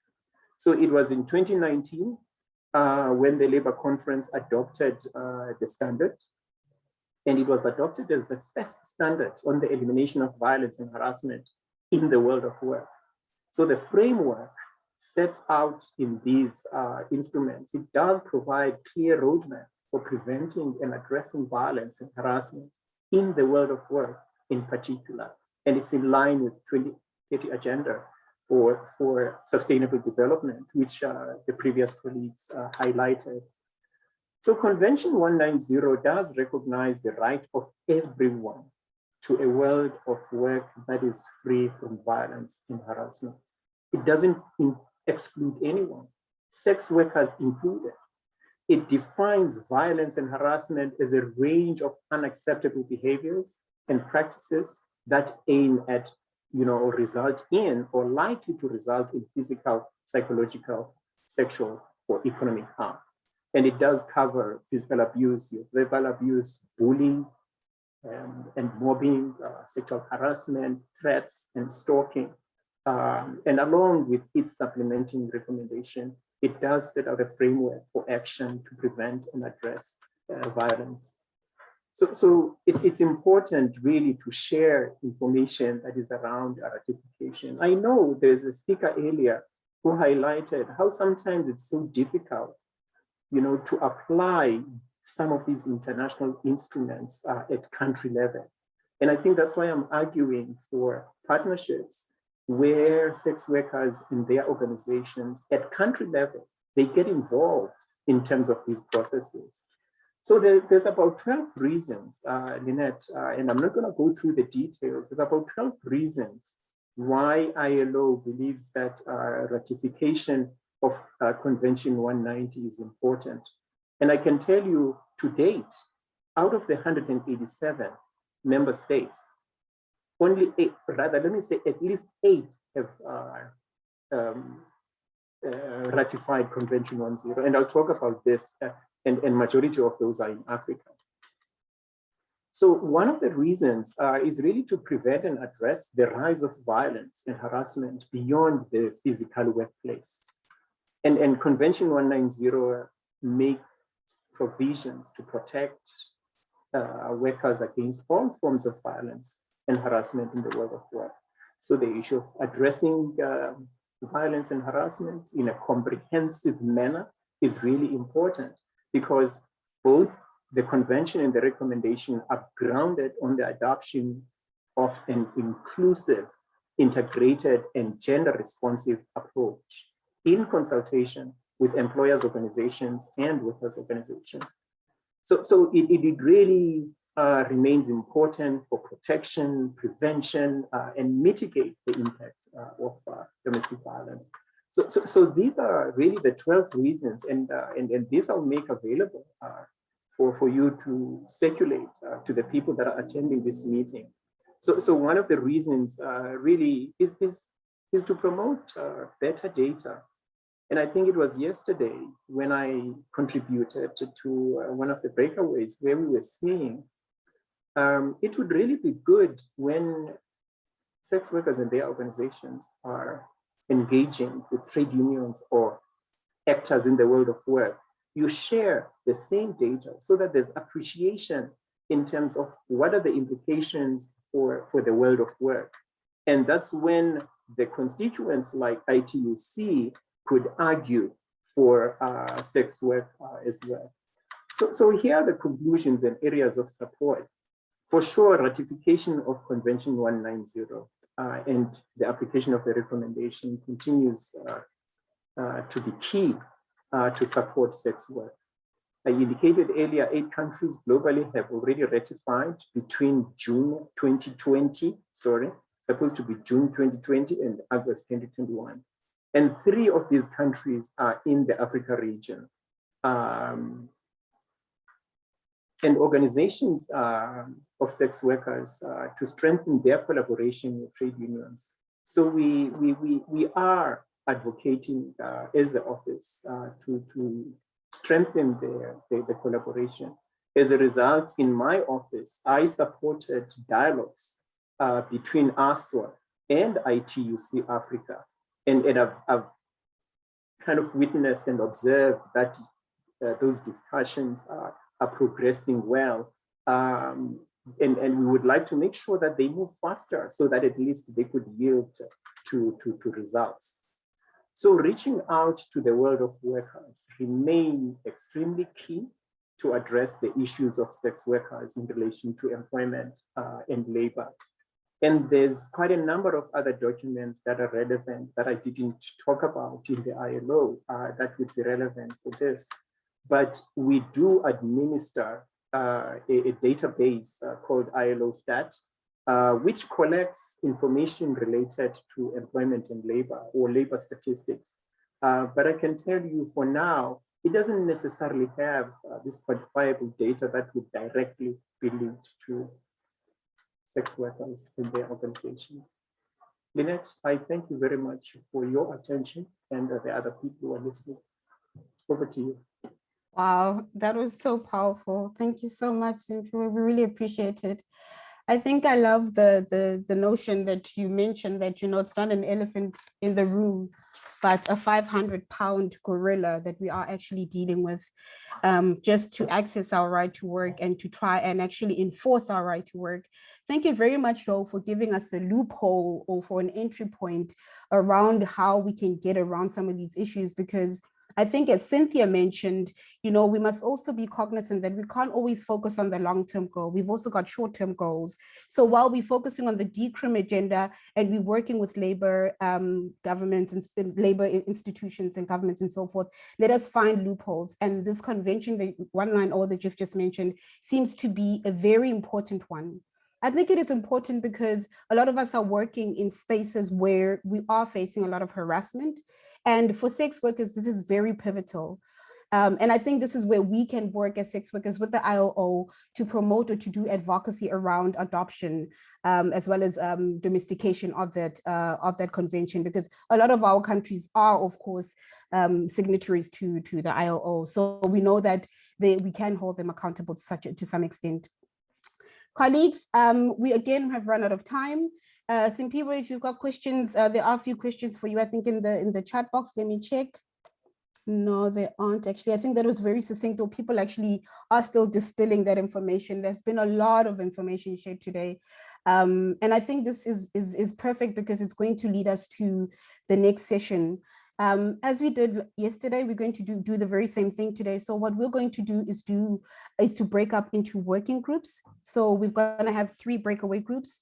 These breakaway groups will be the same as yesterday. So we'll be looking at areas of livelihoods and protection of livelihoods. We'll look at the issue of human rights, and we'll look at access to health and social protection. So today we're going to have different chairs, and they're going to ask different questions. So for breakaway group 1, your chairs are going to be Simpiwe and Charles.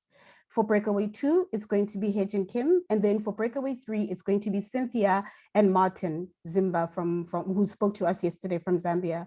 It is really important for you colleagues to join these sessions, because this is how we're building this beautiful advocacy framework, right? We need to build something that you want, something that you want to see come to life, something that all of us as UN agencies, as donors, as well as civil society organizations, we can hold each other accountable to. Again, as East and Southern Africa, by 2025, people, we should be saying, in terms of inequality, this is where we are as a collective. It shouldn't be one of those where sex workers are still being left behind. We've got this added challenge of COVID-19, which is really causing us to think better, to be smarter, to innovate. So I definitely do think that what we incorporate or include in the strategy or the framework, the advocacy framework, should be something that is functional, something that is already thought of, which we've seen from the presentation, we've got food for thought, and something that can actually be reported on in 5 years. So I definitely do think that we've had a great session today. We've heard from our sex worker colleagues, we've heard from various presentations from our speakers, from UN agencies, we've heard from Global Fund, in terms of how we can come together and actually sew this little doll together. We're going to do that. So here are the instructions. You are going to break away so when you registered to join this forum, you chose a group that you wanted to belong to. What I'm requesting you to do now is when you leave this platform, the Zoom platform, go back to your email and click on the group that you selected yesterday. Do not run away, people. This is very important. If you're not included in that conversation and we come up with a framework, you cannot hold us accountable that your voice wasn't heard. If you run away, it is your responsibility. Everybody must make a choice. So stay with us. You've got 3 breakaway groups. Choose the one that you elected when you registered for the meeting. And your chairs will be waiting for you to discuss a few questions and to come up with key advocacy messages that will take us forward to 2025 and to the SDGs goals. So let us look at a long-term strategy, but let us hold each other accountable for the next 5 years so that we can make sure that we report something to the UN that is tangible around inequality and how we've reduced inequalities for sex workers within programming in East and Southern Africa. I will love you and leave you again for the day. And I look forward to seeing you tomorrow morning. So you've got up until now. It's 12:45. Please work until about 1:15. Which is 2:15 in Kenya or in East African time.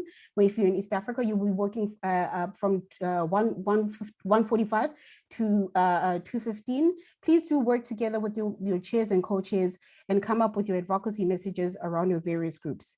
I will see you bright and early tomorrow morning at 9 o'clock. Do not miss the sessions. If you need anything, please do reach out to me on WhatsApp or send us an email, and we'll see how we can help you with any technological challenges. Thank you very much for another beautiful morning, and take care. Bye.